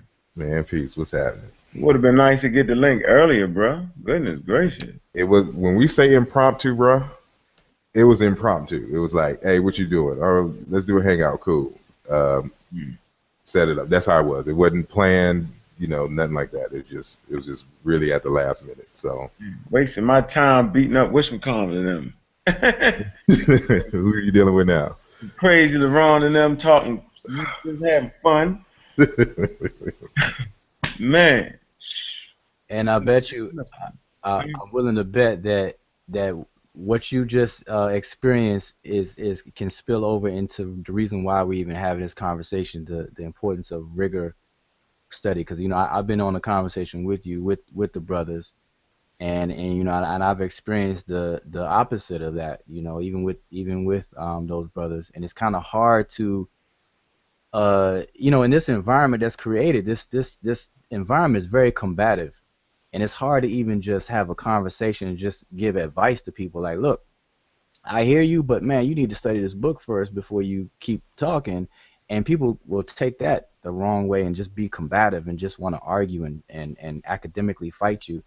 And sometimes it's really unnecessary. So that's why we even having this conversation to reemphasize the importance of rigorous study. Slow down, people. Slow down. Study some things, because I know you got like a room full of what is it? Nature magazines, Scientific Review, and this and that.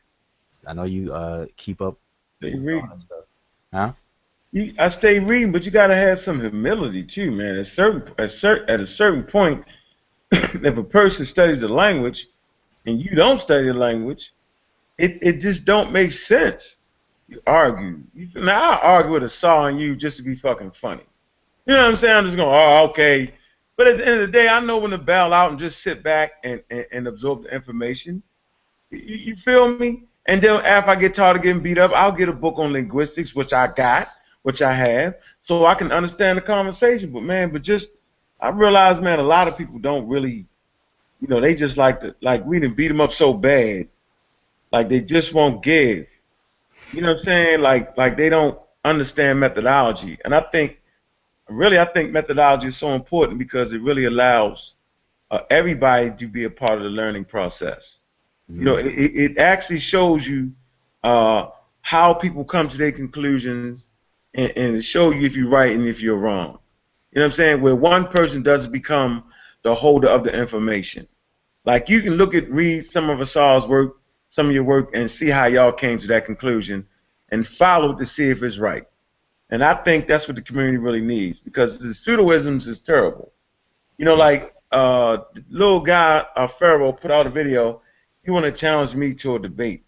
Now, how the hell he going to debate me with no methodology? You know what I'm saying? Crazy. You know what I'm saying? Maybe it'd be a good time to get all the pseudos in one goddamn room and just kind of show them, you know, what real methodology is and why they don't understand African culture. I mean, there's so many things wrong with the little dude, but he got a strong following of young people that's 15, 16. And so it's like we sit at that road again, where those young brothers and sisters need us. They need somebody to tell them, look, man, stop following Pharaoh and see what methodology he's using and how he's coming to his conclusions. You feel me? So I'm thinking about doing that. But if I do it, it won't be somebody bringing me in. If the people don't let me put up half of the money to get the venue so I can bring the brothers and sisters in that really matter, then I won't do that. You know what I'm saying? And then I need some tickets sold, you know, ahead of time, so that the building will be super packed and super full, so it'll be a real teaching moment in there, man. Because, you know what I mean, at the end of the day, come on, man. It's very, sitting where we sit is very, very interesting, man. And that's saying that, you know, we really don't know a lot. We really don't. And they really don't know nothing. Like, how do you have a discussion with people who don't even begin to try to actually learn African culture? The bigger question is, how do you have a conversation with people who don't know that they don't know? How? Like, we African, and just because something has like they just killed the whole Egyptian thing. You know what I'm saying? Like, the Egyptian thing is like out the water. You gotta go to Aztec somewhere to get some Egyptian stuff. You know what I mean? You gotta buy some of the squad members' books to get some because they killed all that. Like, the Egyptian thing is a whole metaphysical. I mean, have y'all really been looking at what the Egyptian thing that turned into? Like, it's not even Egyptian. It's crazy. I don't know what it is. Definitely not Kemetic. This is very interesting. Not Land of Mu, but what's his name? Butler, who argues that Egypt was in America. Yes. It moved to the yeah. Right. Well, like, see? That's the point of the conversation. You know, and as you're talking, you know, it's a slow, like, things happen slowly, like evolution. Everything happens slow. So where we are now and the experiences we're having with these people that we're talking about and whatnot, it wasn't an overnight thing. It's a slow process, and you know, I see it happening real slow. I see, you know, the standards have been lowered. Like at first we were here, and then the standards was up here, and then we would strive to go up. But now what's happened is that we're down here, and everybody's pulling the standards down, and now we seem like we're valid now. You know, now we have these titles of doctor when we're really not a doctor, whether it's a medical doctor or a doctor of philosophy, you know, a PhD and stuff. Now we can be kings, a nisut, knowing that we don't even have a kingdom or an empire or ownership or actually played a role of a king or have that seniority, you know. So we're taking on titles that once were exclusive and we kind of fought and did things to get to it. Now we just brought it all down. Now everybody's a scholar now. Everybody's a doctor, everybody's a scholar, everybody's a nutritionist. You know, oh my goodness. And I think that because we allowed that to happen and like a decade or two has gone by with that going on, now you got the 15-year-olds, the 20-year-olds that's all they know now.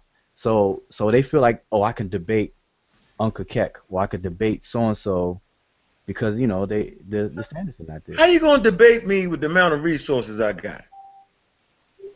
I mean, how, really? You don't even understand, like I understand and know everything that he knows. He does not understand or even know a piece of what I know, because if he did, he wouldn't debate me. Like, we could just work it out. Like, how would I debate you, Joe? I couldn't. We would just have to work that shit out some way. We couldn't. How long would the debate last? How am I gonna debate Asar? We're gonna debate over the word God? and come to the conclusions, the application. I mean, what would that? It wouldn't be a good debate because we agree on levels. Not unless we just pick one issue that we're gonna debate on, and that'll end up being something that I might just don't understand about something, or something Asar don't understand about something, and it'd be like bumping your damn head. But to have an overall 3, 4, 6 hour debate, how is he going to debate me when he doesn't understand the subject? It's not even a damn debate. He does not even understand the subject matter. Well, the definition of a debate, especially in the legal realm, in a justice system, is like the epitome of debate, because every court, every trial is a debate, you know. Yeah. Mhm. And But yeah, it's rule governed, however, and Yeah. they wanna.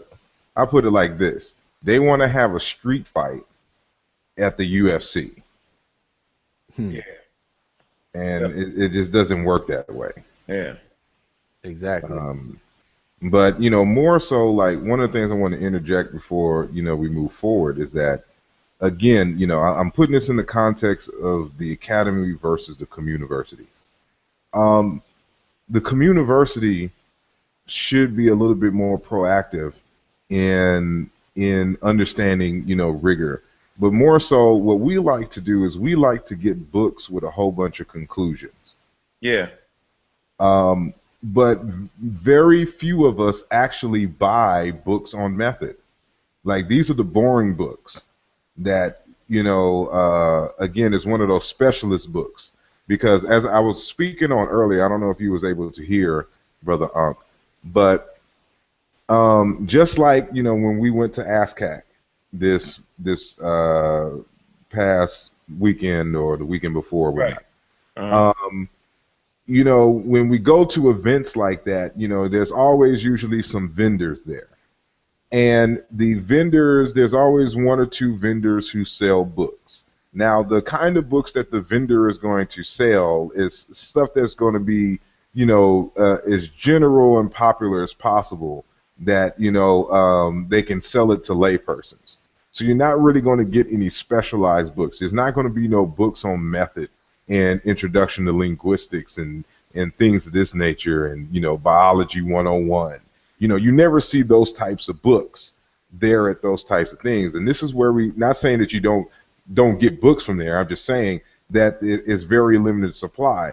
And even our black bookstores, often will just try to have books that can cater to the widest amount of people, saying possible, because of course they want to sell books. And so when you start talking about, getting a book on research methods, well, only like 2 dudes out of the city may be interested in that, but those are the books that you're going to have to get. You're going to have to get those books on research methods that just tell you how to research, period. Once you have that and you understand the processes in these different fields, then you can go back and properly evaluate those texts that you have read, because now you're in the realm of epistemology, which deals with truth and how do we know what we know and if it is true or not. That's basically what metaphysics really is. People make metaphysics some esoteric, extraterrestrial type situation. But metaphysics in philosophy is simply the study of reality. And they ask the question, well, what is reality? By what standards and measures can we argue that something is a fact or something is true? When we start talking about a priori knowledge, or post priori knowledge, these are deep things that you would have to, for those who really study philosophy, these are these basic things that you have to deal with in terms of what metaphysics is. And so those are one of the first lessons you learn in philosophy, and in terms of argumentation and things. What is a well-formed, what is a good argument? That's all philosophy fundamentally really is learning how to put together a proper argument, because it comes into the question, do we really know anything? And so basically, one of the tools that you have is simply logic. And so it's something not logical. You have this concept called coherence theory, for example, and that is the theory that a proposition, saying exists or must, for a proposition to be true, it must exist, and be consistent with other proper or other established propositions and truths, so to speak. So for instance, like if we argue that gravity exists today, more than likely gravity existed yesterday and the day before, and the same laws of physics that exist today, existed for some time period in the past. So if somebody in a historical book, say, the Bible, for example, and I'm just going to make up something here, said that Jesus was flying through the air, without any kind of wings or spaceship or something to this nature. Well, according to coherence theory, we would expect that, okay,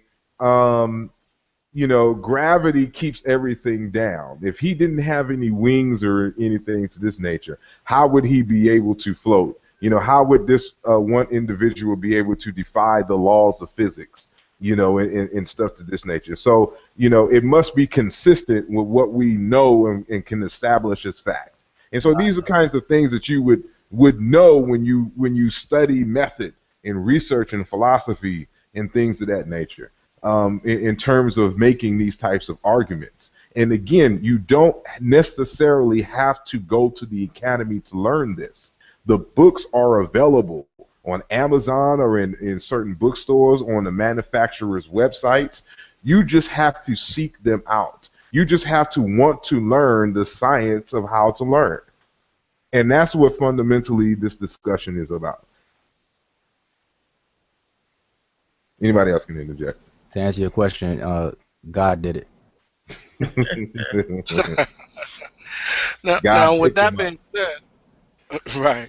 Now, with that being said, I also wanted to interject with now it said your title said rigorous study. Now this is I'm being slightly facetious, but now rigorous study. Go ahead. See that thing in that link? See that video I put in there? Well, I clicked on it and I saw your boy Buzz Lightyear, and then I just clicked away from it. But yeah. Look at it. So that. You get a chance. Yeah, y'all can play. Yeah, I'm gonna check him out. I'll check him out to see what he got to say about y'all. But point was so is it rigorous study? Is it okay? I can grab some books and I can study for a week or two, and boom, now I got some information and I've rigorously studied. Or is rigorous study? I've studied for over 10, 15 years, gradually got information, better information, new information, and continually scratched the surface and went deeper and deeper in a subject to try to understand it so I can, better communicate about that particular subject. Now, is that considered rigorous study, or is it the vice versa? Well, before Sarah answer, I just want to I'm gonna give you a real time application of what everybody experiences when it comes to the difference between rigorous study and just being an enthusiastic person that just wants to know something, and that can go into knowing how something works in order to troubleshoot it and repair it. So let's say you have an electronic device or some household item that you use all the time, and somebody teaches you how to use it just on the surface. You follow direction, you just use it, and then it breaks down. If you don't know the method on how and principles on how the thing was built and stuff, you have a very hard time of troubleshooting, and I'm using an example because in computer programming we do this all the time. You troubleshoot. You have to understand how different functions and objects interrelate to understand to break down the code.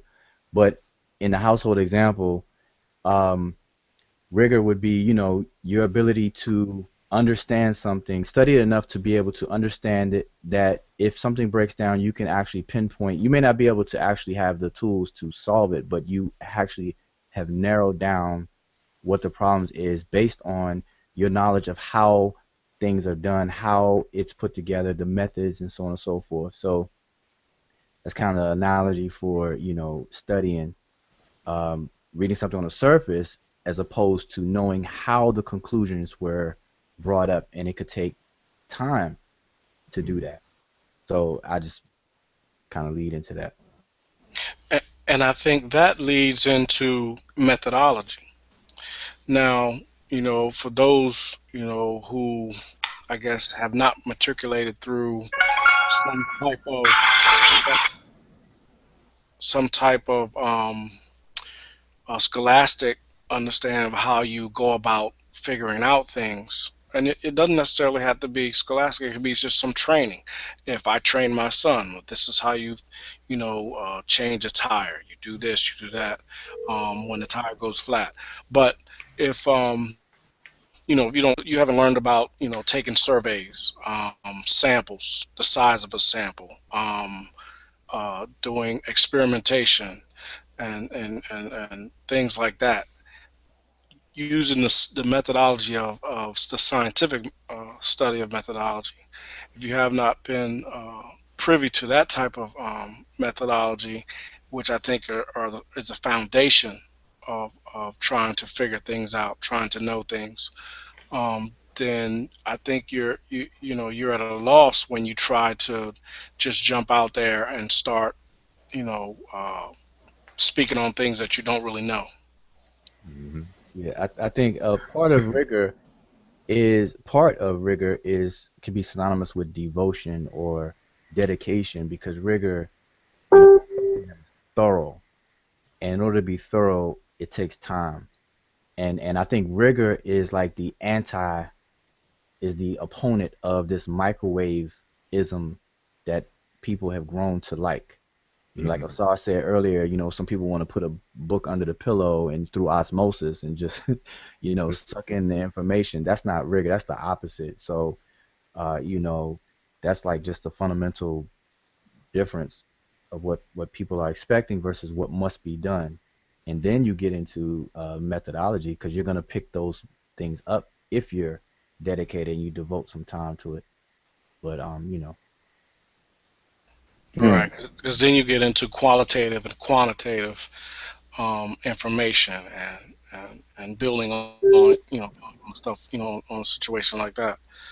Just not to toot any horn or anything else. I know a lot of us are, we've got degrees, whether it's associates or bachelors or masters or a PhD. You have to go through those forms of study and those forms of learning to get to those levels. Um, you have to write papers, you have to do research, and your research has to be valid. And then that is a method. The methodology of doing research in itself is a method, where you have to verify your sources, your cited sources, to make, and then verify their cited sources to make sure that the sources themselves are legitimate or acceptable, peer review, Yeah. and the like. I would also add that when we're speaking of rigor, you're speaking of a strictness and adherence to a particular proven process that gets us closest to the truth. And so it links to method. Matter of fact, to keep it Afrocentric, I would argue that it's about being ma'at. And I didn't realize this until in my philosophy class. Um, we were discussing the nature of truth, and of course I got to throw in Africa every time I can, because they try to start off everything in Greece. So anytime I can interrupt that narrative and go back to Egypt, I do it at every opportunity. But and so when it came to this concept of truth, of course I'm linguistically breaking down what ma'at is, and The word ma'at, as it regards truth, in part is related to this word, underlying word that means line or straight path. And when you think about what a path is the go-between from one start to their destination. So truth is some kind of information or knowledge is over there. But in order for us to get there, we have to go along this path.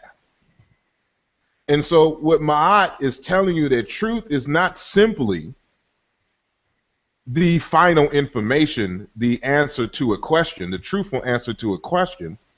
What Ma'at or truth is also is simply the path that gets you there.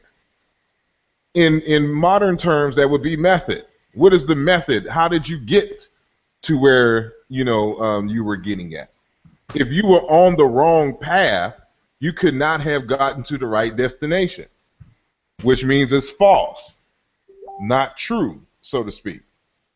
And so even in Bowley, when he's arguing for this word in Zande or some other language, he's saying that the word for truth is by the way, by the path.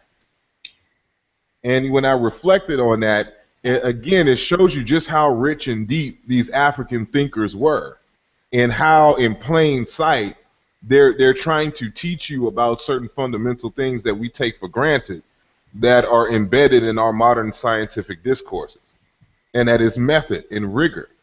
So there's a path, obviously, that somebody has carved out before. You just simply need to follow the correct path or blaze a new one to bring us to that destination. But what matters is that the path has to lead truthfully to the answer to the initial question. Truth doesn't exist unto itself. It is a byproduct of an answer. Of a question. So not only in this three-part process, you have to ask meaningful and critical questions. You have to walk the correct path. And as a result of asking the correct questions and walking the correct path, you'll get to the truth. And as you say, just real quick, as you say that, then it supports the fact that really not the only thing, but one of the major things that trumps a particular method is another superior method. So in order to get to this path, or the path itself, you have to actually trailblaze another path that's superior to the other one that becomes the proven way. But more so, think about it like this. What do we say? What is the shortest distance between 2 points? They say a straight line. A straight line. A straight line is ma'at. That's fundamentally the word. So what they're saying here is that the truth is, this is the shortest distance that you can get. This is the path. And so, there may be other ways to get there, but you want the most efficient way. And and that is a straight line, which is the shortest distance. And so, it's much to reflect on. I'm gonna have to reflect on this some more. And may have to write a paper on this. And just to add on or to build on that, that is very interesting. Because I would, just to throw an advocate in there, sometimes, okay, let me ask you this. Can you have, I guess to be the right heart, but you're going the wrong way? Or can you say the first part going again? the wrong way? Can you have a right heart? Your cause is just, but you're going about it the wrong way. But you end up getting there, even though you made mistakes and you like you didn't go that straight and narrow way, that ma'atic way. But can you have your just cause or your heart be right, but you're going about it the wrong way, but you end up getting there? And then throw the other caveat in there. Can you be on the wrong path and end up at the right place? I mean, for example, just a quick example. If I was a drug dealer and I was out there doing the gang bang and doing all that stuff, and that was my path of life, But then somewhere along the line, I changed, and now I'm Afrocentric. Teaching the people. I'm caring about the people. Hmm. Doing so that's just like the little little idea of something to ponder on. I would answer to the latter question. Um, you still ultimately went the right path.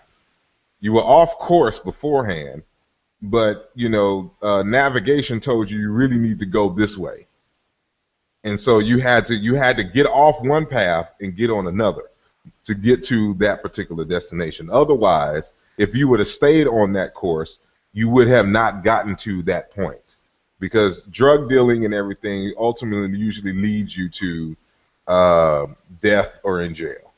And in the process, even though your intent may have been initially to feed your family, now we're getting into philosophical questions of morality. Do the ends justify the means? So in order to feed your family, do we need to bring harm in disorder to other families in order for you to get yours? When we're talking about living in a communal context and in a society, what is the greatest good? In your efforts, you know, um, again, I remember all this, from philosophy. Is something right if, for example, um, as you said, their initial intent was to do this, but there was unexpected consequences that rendered the results of disaster. Is the person still morally wrong, for example? And these are these kinds of questions that they ask in philosophy. But yeah, I mean, it's you know the path thing. I'm gonna have to really reflect on this and to see what arguments. And I think ultimately, this is where I was getting at earlier, is that when we're talking about rigor and method, these are steps that we take in order to eliminate error in our analysis. We anticipate arguments against our propositions and hypotheses, so we take the necessary steps to correct any missteps that we would have along our path, of getting to the truth, so that it stands up to scrutiny. It was rigorous. You stuck to a model, and it produced results for you that many people can't argue against. Hmm. And so that's what it is really about, is eliminating error in our analysis. And so you would have to know some of the common errors. Matter of fact, I'll let somebody else speak, but I'm about to go find one of my books on Afrocentric methodology, and I'm gonna highlight a few things. But y'all continue to speak. Cool. And I was just going to say, we have examples of scientists or researchers or people who are trying to come up with a point of view, and they have worked and worked their whole life and never reached that point. But then someone else picks up on their research and sees where they were going wrong, but their research of going wrong helped them to get to the right place, and then they get the accolades from the person who was trying to bring about the information or whatever research they were trying to do. You see that a lot We as can see well. that with Mboli. Yeah, I was gonna say, between Mboli and Speak on that. Obinga, that's a perfect example right there, where he improved the method. He basically made the path more straighter and more narrower, Hmm. more efficient and effective. So now no one can scrutinize it. There's no more holes. He plugged the holes. He eliminated a lot of the different errors. So Yeah. is that speaking on a linguistic example, or can you speak Yes. on that a little bit more? Yeah. That's a linguistic example. So in 1993, Dr. Theophilo Wabinga wrote a book on the basically the relationship between modern African languages and ancient Egyptian, and it's an introduction into the historical comparative method. And one of his major arguments was the non-existence of the Afroasiatic language family. And so he goes through a lot of analysis to disprove Afroasiatic as a valid construct in the classification of African languages. As a result of his analysis, he proposes that the language phylums created by Greenberg, Khoisan, Nilo-Saharan, Niger-Congo, Afroasiatic, were in fact how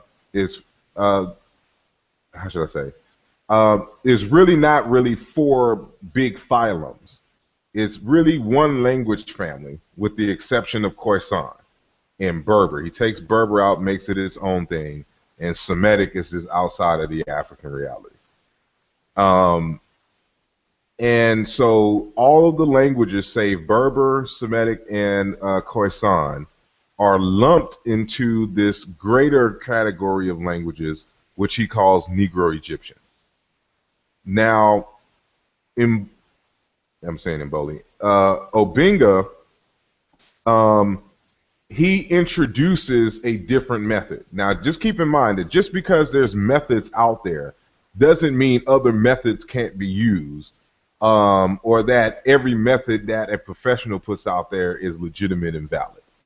And so just because Obinga introduces a different method that is not orthodoxy does not mean that it is not valid, his method.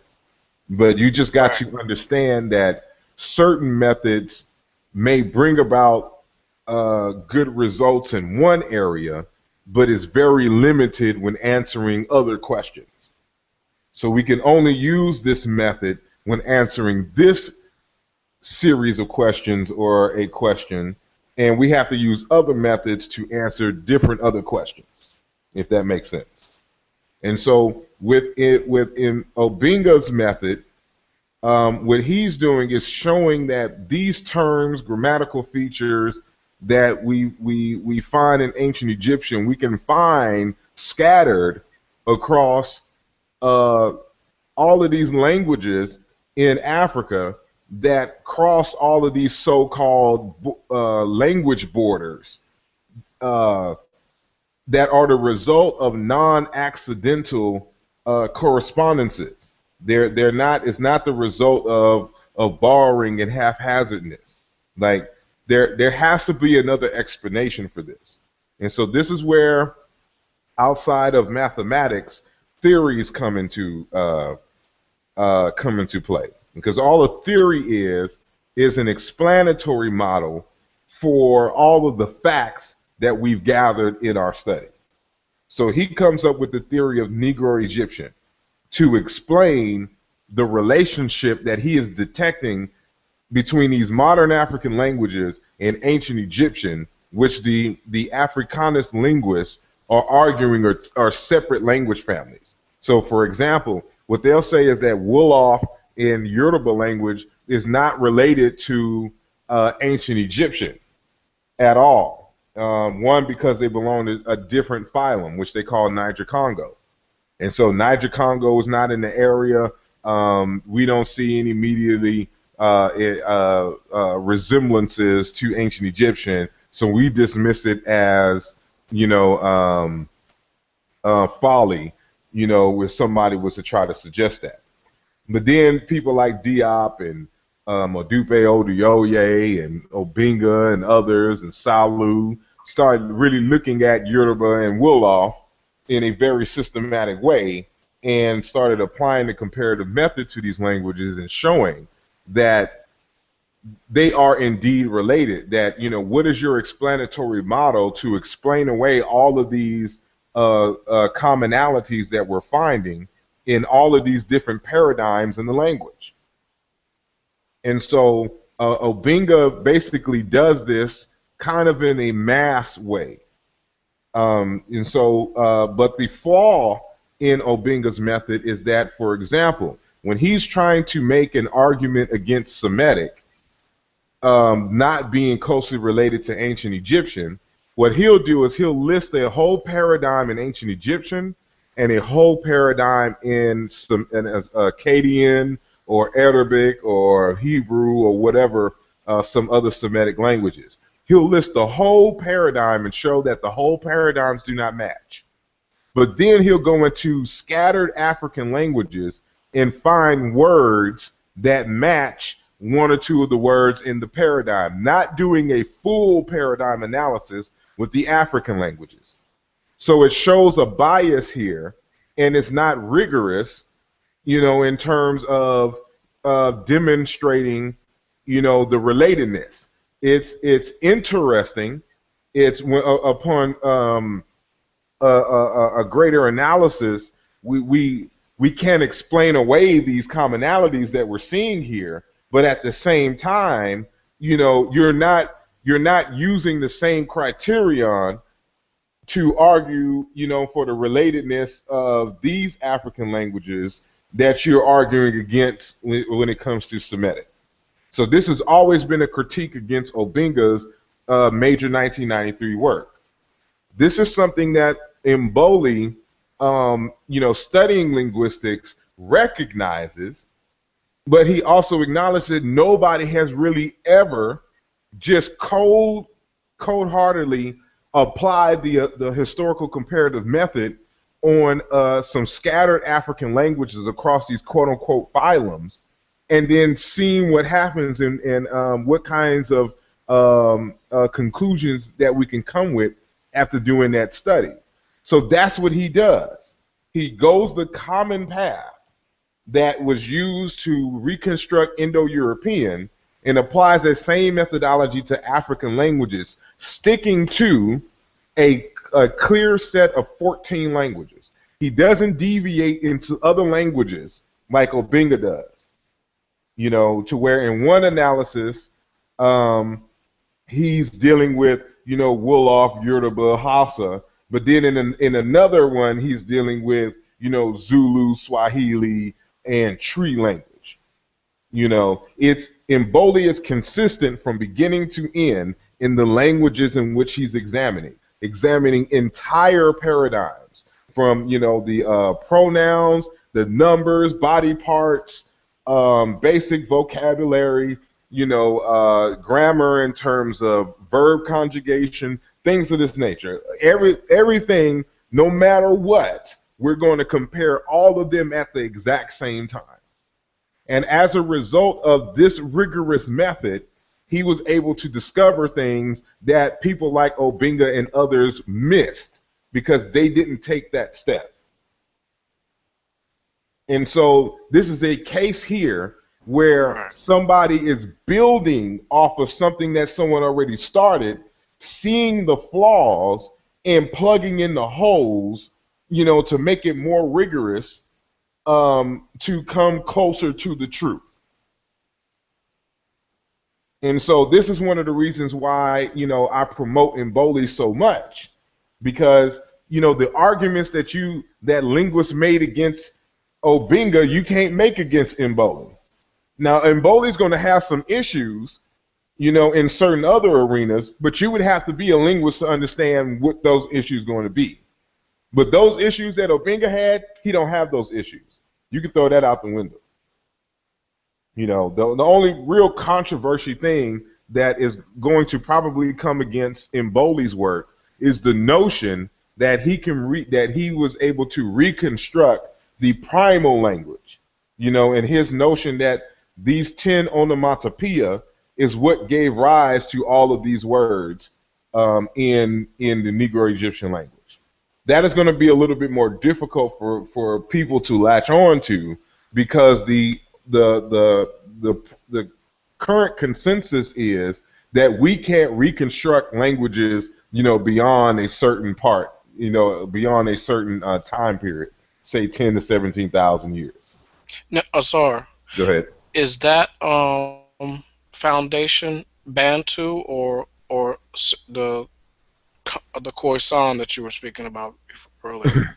He doesn't deal with Khoisan. Khoisan is a Okay. different, because Khoisan isn't a related group of languages. The only thing that unites Khoisan languages is they all have clicks, but they're not related at all.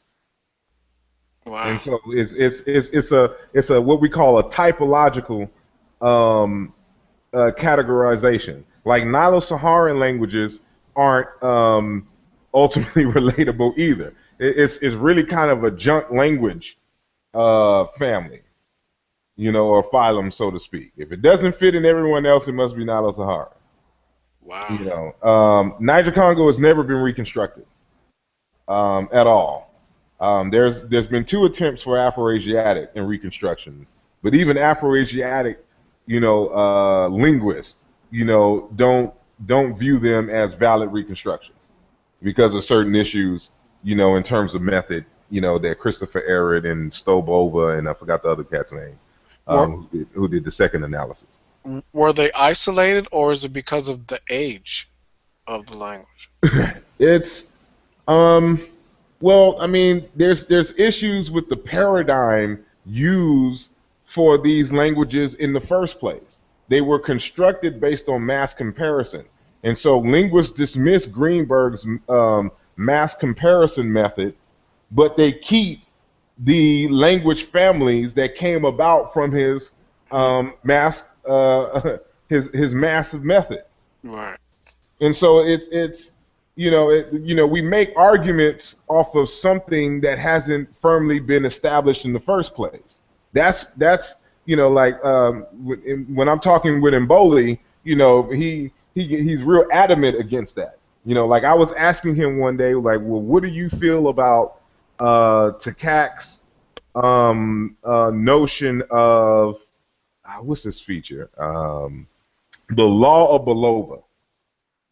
The law of Belova is supposed to be an Afroasiatic rule or law that acknowledges that the W and I sound is not always a prefix in Afroasiatic as we find in ancient Egyptian, and that W and that I or J sound, if you're using the German transcription, it becomes intervocalic. It becomes inside 2 consonants in related African languages. And so they show these examples, but they don't show how the law was applied and in what conditions or any of this nature. And so the law below was supposed to be a law associated with Afroasiatic, but Mboli would argue you haven't even established Afroasiatic. So how can you establish laws for Afroasiatic in the first place? So it's it's one of those kind of iffy things. That's why for Mboli, he's like, I'm not going to assume any relationship. I'm gonna let the evidence speak for itself, and then we're gonna build this from scratch. And that's something that they have not done. What they're trying to do is trying to fix something instead of destroying it from the beginning and starting all over. They want to do patchwork along the way off of something that hasn't even really rigorously been established. And so what was needed, what Mboli did, was simply start from scratch. I'm not going to assume any of these damn languages are related. I'm just going to go and do the work and let the evidence speak for itself. And so that's how that came about. I'm sorry. Go ahead. So the work that Greenberg did, he's going to kind of disregard, even though the names of the languages they'll continue to use, but he's going to disregard the work and just build from a foundation level. Just build from scratch. That's all. Because here's the thing. And matter of fact, this is one of those I don't know if y'all seen the Polite video that him and Unc and some other brothers was on the couch and they was discussing my book. Well, he was as far as the after the debate, they're discussing that. So what he was reading from was page 27 of my book. And I'm actually citing Greenberg, who was being quoted in Hein and Nurse, Introduction into African Linguistics, year 2000. But it's from Greenberg's work. And Greenberg acknowledges that if it is proven that language A is related to language B, and we're in the word that is used for this concept is called transitivity. And so, trans is, moving, traveling, things of this nature. So we see how this plays out. So language A, we have established that it's language to language B. And then we do another analysis in B, language B is related to language C. Well, because language A is related to language B, language A is also necessarily related to language C. Even if language C and language A don't on the surface look alike. Right. And so just looking at the languages is not going to infer competence that you understand that if they're related or not. You have to go through the process of the historical comparative method. And so with that said, using Greenberg's own words, if Diop in his 1974 work demonstrates that Wolof is related to the ancient Egyptian, that there is non-accidental sound meaning correspondences in all these arenas of language categorization between Wolof and ancient Egyptian. And Wolof is supposed to be a Niger-Congo language, and ancient Egyptian is supposed to be Afro-Asiatic. Then by that logic, Egyptian is also related to Yoruba. Egyptian is also related to Bantu. Egyptian is also related to Igbo, Amazulu, or whatnot, because all of these are Niger-Congo languages. And by that law, A is related to B and B related to C. A is necessarily related to C. So just because on the surface you may not understand the relationship between Wolof and ancient Egyptian, their rigorous analysis allows us to make the comparisons and show the sound laws that are established as a result of the process and things of this nature. So when you do that, then you fundamentally destroy the so-called clear-cut lines of Afro-Asiatic and Niger-Congo. Right. So what is that? What are those languages really? What are those categorizations really? If we can demonstrate that Egyptian, which is supposed to be Afro-Asiatic, is sitting here closely related to Yoruba, Wolof, Twi, Chiluba, Swahili, and all these other languages, Basa, Soninke, that are outside of that language phylum. That means those language phylums really don't exist. And so what you have to do is start over and create new language families, but based on a sound method, that ignores all of those previous labels, because we've just now proven that they don't mean anything. So let me ask you this then, Asar. Go ahead.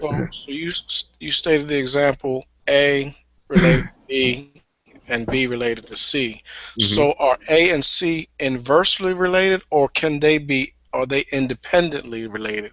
Just because No, they're not related because of B. They would be related independently. Like if you was to now do an analysis between A and C by itself, it would show the kinds of relationships that you would say. We're just saying that if we can establish without even, I'll put it like this, knowing that A and B are related and C and B are related, we automatically know that A and C are related even without examining them. Because we've already proven that A and B is related and B and C. But you can go independently and go and analyze A and C and confirm that relationship. Okay. But it is best to have 3 or more languages to do that, especially in Reconstruction, because 2 languages may have lost features that the 3rd language retains. Right. You get what I'm saying? So, like, for instance, one of the reasons why I use Bantu languages when I'm comparing with ancient Egyptian is because Bantu languages are conservative. They retain more of the old archaic features of Negro Egyptian, even if you wanted to use the Niger-Congo model. It retains all of the quote-unquote older Niger-Congo features that a lot of the West African languages do not. Mm. So if you was like, for instance, Yoruba is now an isolating language. There is mainly monosyllables, in the language. It has bisyllables and a few trisyllables, but it's primarily monosyllabic. It's very hard to do a comparison with words in Yoruba with ancient Egyptian, which is primarily bi and trisyllabic. Mm. But you can proxy all of that by including Bantu in the discussion, because Bantu holds the oldest structure, and we can tell by examining Egyptian and examining Bantu what phonological and grammatical features that Yoruba has lost over the years. So, for example, the word Khepera in ancient Egyptian is the word Ifa amongst the Yoruba. The Yoruba have lost 2 syllables in that word, the H part and the R in Khepera. It is now simply Fa. Khepera and Ifa. Ifa is a word that simply means bird and to fly, because the early divination was called, what do they call that form of divination? Dang, I forgot what you call it. But this form of divination would be, you would ask a question to the universe, and then you would watch a path of birds fly in a given direction, and you are to interpret the nature of the flight of the path of the birds. I think it's called Ugari or something like Vogari. It's like, I forgot it. For some reason, it's slipping my mind. Any other time, the word would just come out, but for some reason, it's slipping at this moment with the word. So are the F and the P? Are the F and the P? Are those related? Like the Keper and the Ifa, the Fa and the P, are those interchangeable? Yes, those, they're not necessarily interchangeable. They correspond. Right. So the P sound corresponds regularly with F in Yoruba. I mean, the P sound in Egyptian regularly corresponds to the F in Yoruba language. That same P can also be a B. The word fly in English is the same word, except we don't have the K prefix sound in there, in the word fly. And so the word, the phoneme R is now L in English, and the P sound is F, in English. It's just simply the word. It's a very old word. It's all the Indo-European, is in every African language. Yeah, you can hear the similarity. E5, E5, and fly. E5, Matter of fact, fly. the word capoeira is cognate with Khepera. All capoeira comes from a root meaning to fly, flutter, like a chicken or a zebra. Like when a zebra jumps up and fights, they kick. Right. Or it's the same thing when you see 2 roosters fighting. When they fight, their wings flap, but they're really jumping towards each other, kicking. Or an ostrich. Or whatever. The fundamental, the underlying thing is flight, which is why you see Khepera with wings, as in his depiction.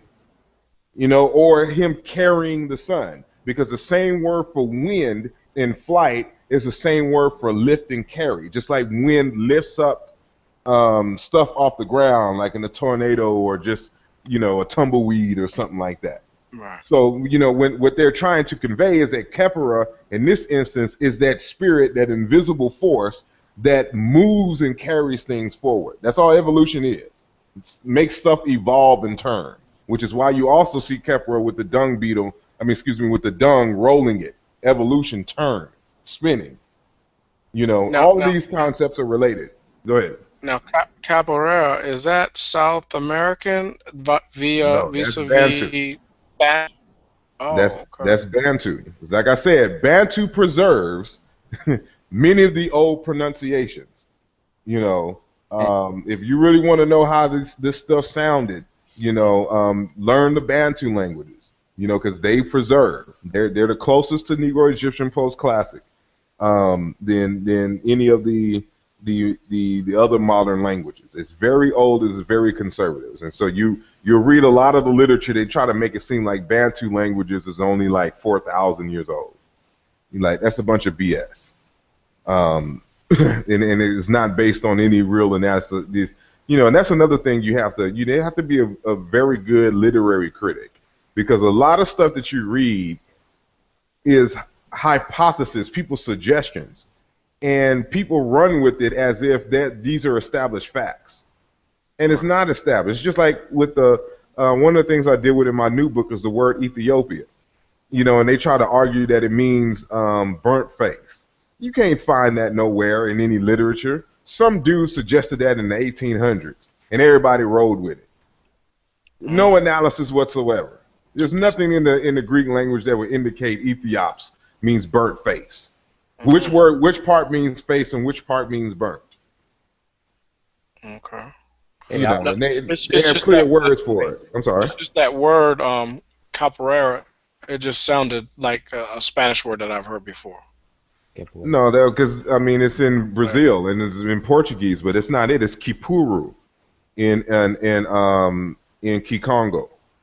Remember that a lot of Kikongo speakers from Angola are the ones who was transported into Brazil. So they would say Kipuru. Matter of fact, do you know the singer Guapale? Yeah, I've heard of him. The word Guapale is Kepera. That's just in Zulu South African. It means to move forward, to evolve forward, to press forward. And when you look into the Egyptian language, you have the word Kepera, also meaning forward movement. Right. It's. I'm sorry. No, I wanted to interject something because in listening to this conversation, some people who are listening to this conversation, they you need to point out the difference between sound-alikes, which are homonyms, versus doing what we're talking about, this rigorous study of applying the methodology to not just say, because somebody could walk away from this and say, well, hey, the word fly and the word ephod, they sound alike, so therefore they must be. And it's not it's not just cut and easy like that just because words sound alike or whatever the case is. So I just wanted to interject that to anybody who may watch this afterwards and stuff. It's because I've seen a lot of people play around with words, and it's nice. It's very good for hip hop artists especially. Yeah, and also the Moors play around with the wordology too. Yeah. But there are a lot of examples. The European words that you can see the root goes all the way back to what Asar, as far as the Bantu or the Nilo or the Afro centric languages. But it takes what we're talking about, this rigor and this application of methodology, to actually know when you know that, though, as opposed to just basically to eliminate error, the possibility of error. So like another example, I believe, is the word top or tip. And then we have the ancient or the Rani Kemet word, Egyptian word for tep, which is to be the front or the top of something. But you won't find that in the etymological dictionaries that way. But application of this rigorous method and things, you can walk away with this knowledge of applying it. So that's another thing. But I just want to interject. Yeah. Because you got a lot of pseudos out there that will hear things about, okay, well, this word sounds like that, therefore it must be A equals. Asar said that if A equals B and C, then A equals C. So therefore the word fly So no, see, they got to Well, understand this. We're talking about languages. So if language A, has been established, you've gone through the steps of the historical comparative method to establish that language A and language B are related, and you've done the same steps for language B and language C, then you can come to the conclusion that language, A is related to language C. But you still have to do an analysis and work to find out what are the sound laws for language A and language C, so you can right. discover what is a borrowing or what is not. Now, So there's still rules that you got to have, and so it's not a quick thing. I'm sorry. right. Go ahead.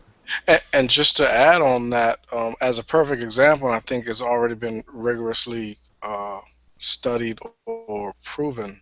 I think the word father, and it goes all the way back to, I think it's pata, and even the word ma may even go back to ma'at or mu or ma.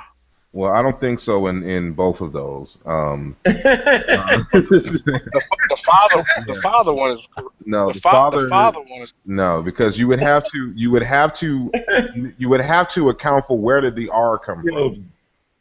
No, I thought it was pater. It was pater, a pater. No, it's Potter, but there's a PTR, and so when you're talking about pata, it's PTH. Right. So I where does the understand. R come from? What happened? What linguistic law makes an H turn into a R? Is that even possible? See, there's certain things that you would just have to know. Like for instance, in terms of what we call directionality. If in one language they have an S sound, and in a related language it's the same word has in that place in that consonant position H, we know that the earlier sound was S because S can be replaced or quote unquote turned into H, but H can't be turned into S. It's irreversible at this point. And so the same thing here. H is one of those sounds that disappear. Let me explain it, Star. Let him explain how he came to that conclusion. I'm listening. No, I'm saying, but how'd you come to that conclusion? Oh well. What was the method on that? Well, not really a conclusion, but I was always under the impression that there had already been rigorous studies for that particular word, Really? from Europe to Greek to Egyptian or Nile Valley language. The pater and the father had Nah, if already been. anything, Where you read that at, though? Where you get it from? That's what I'm asking you, bro. he tried to get him. Well, I mean, I could. Do you remember? I'd have to. I can't tell you right offhand. I could do some further I've investigation on where I might I've have heard gotten it. that before, I'm sure. and I figured you had. yeah, but again, under scrutiny, that's not the case. And so again, people are going off of lookalikes. It sounds like it could be, matter of fact, that's what I speak to in my book. That what people do with language nowadays is what we've been doing with language for a very long time. But that's because our people aren't linguists, and don't know how to separate, fact from fiction.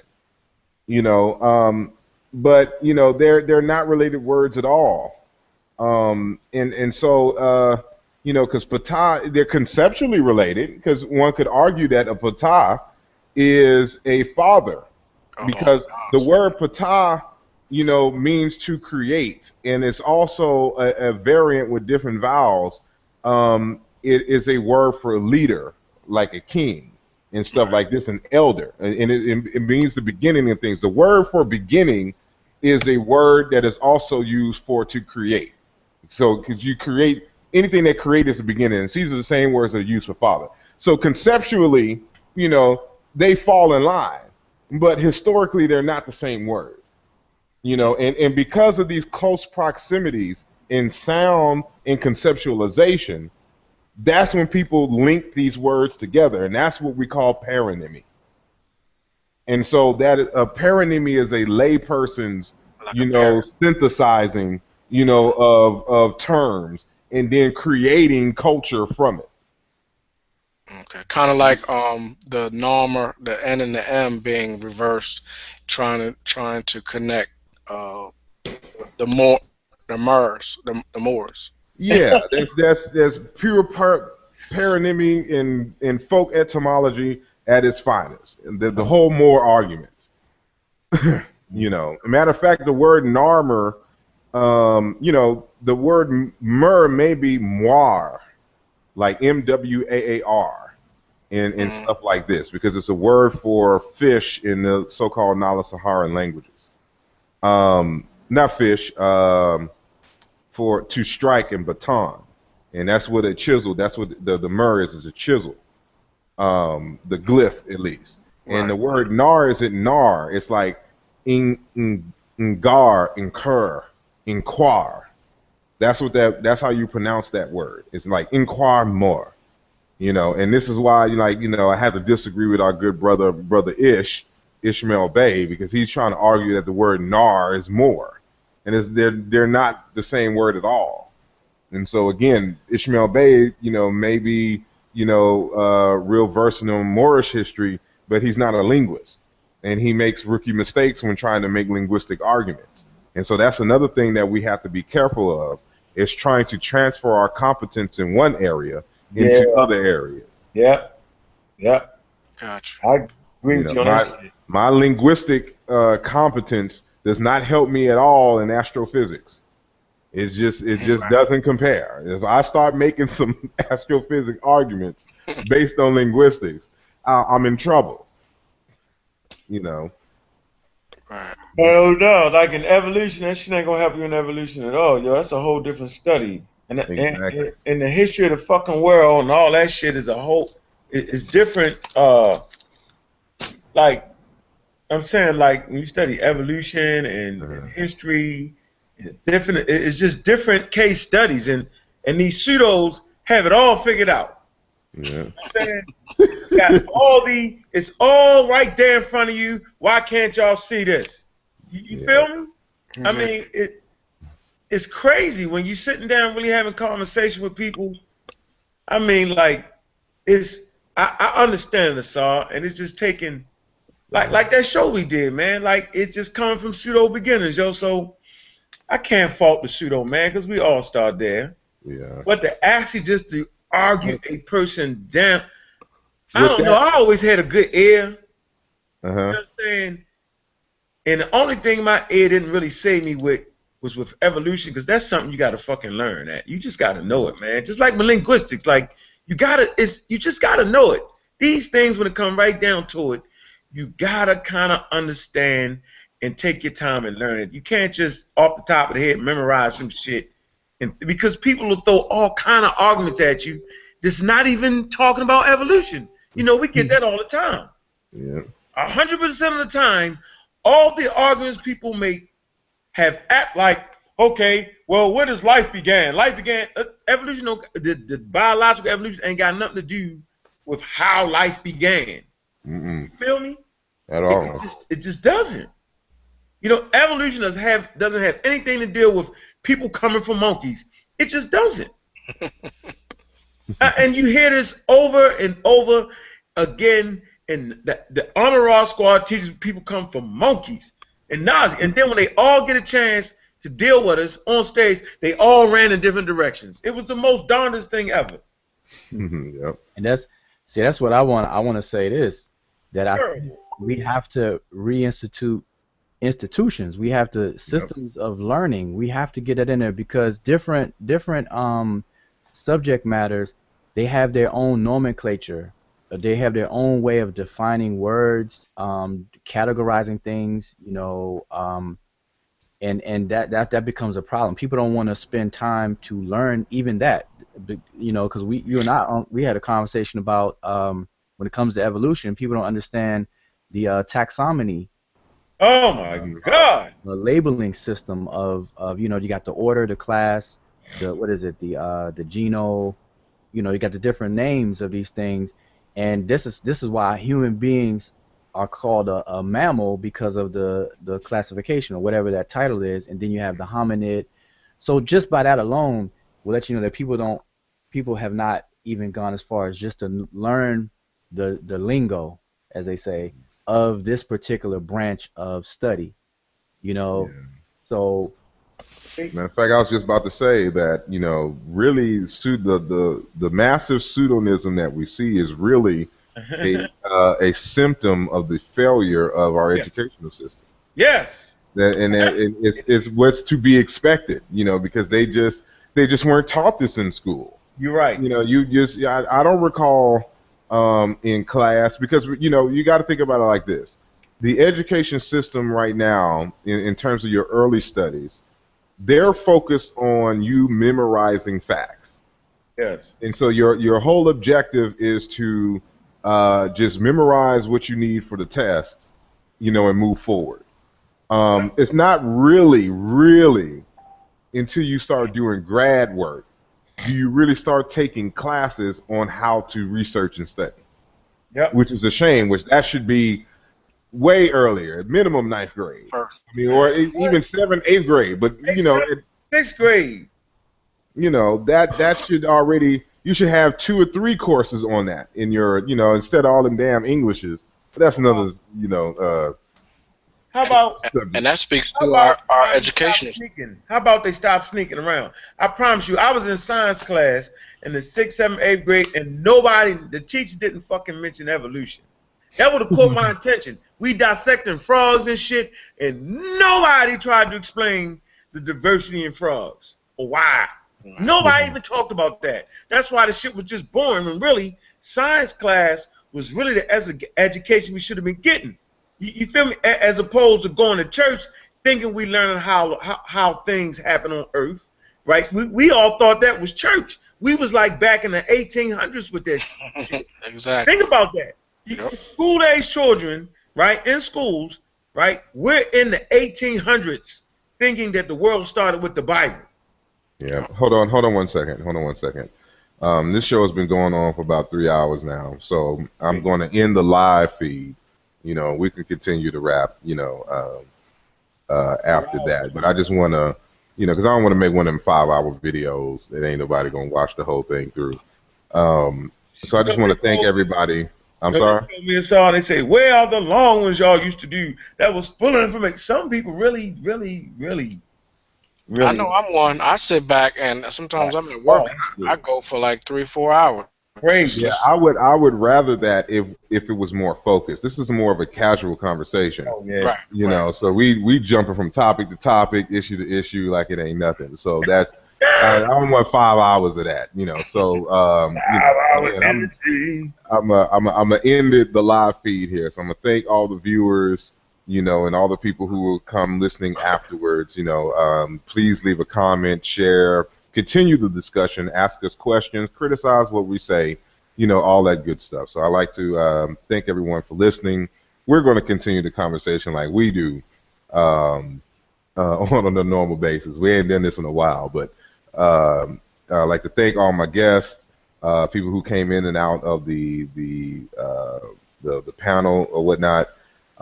Thank y'all again for listening. Until next time, hopefully we'll give you a greater heads up. This was kind of a last minute thing. So just thank you all, and we'll see you next time. Peace. Or whatnot. Thank y'all again for listening.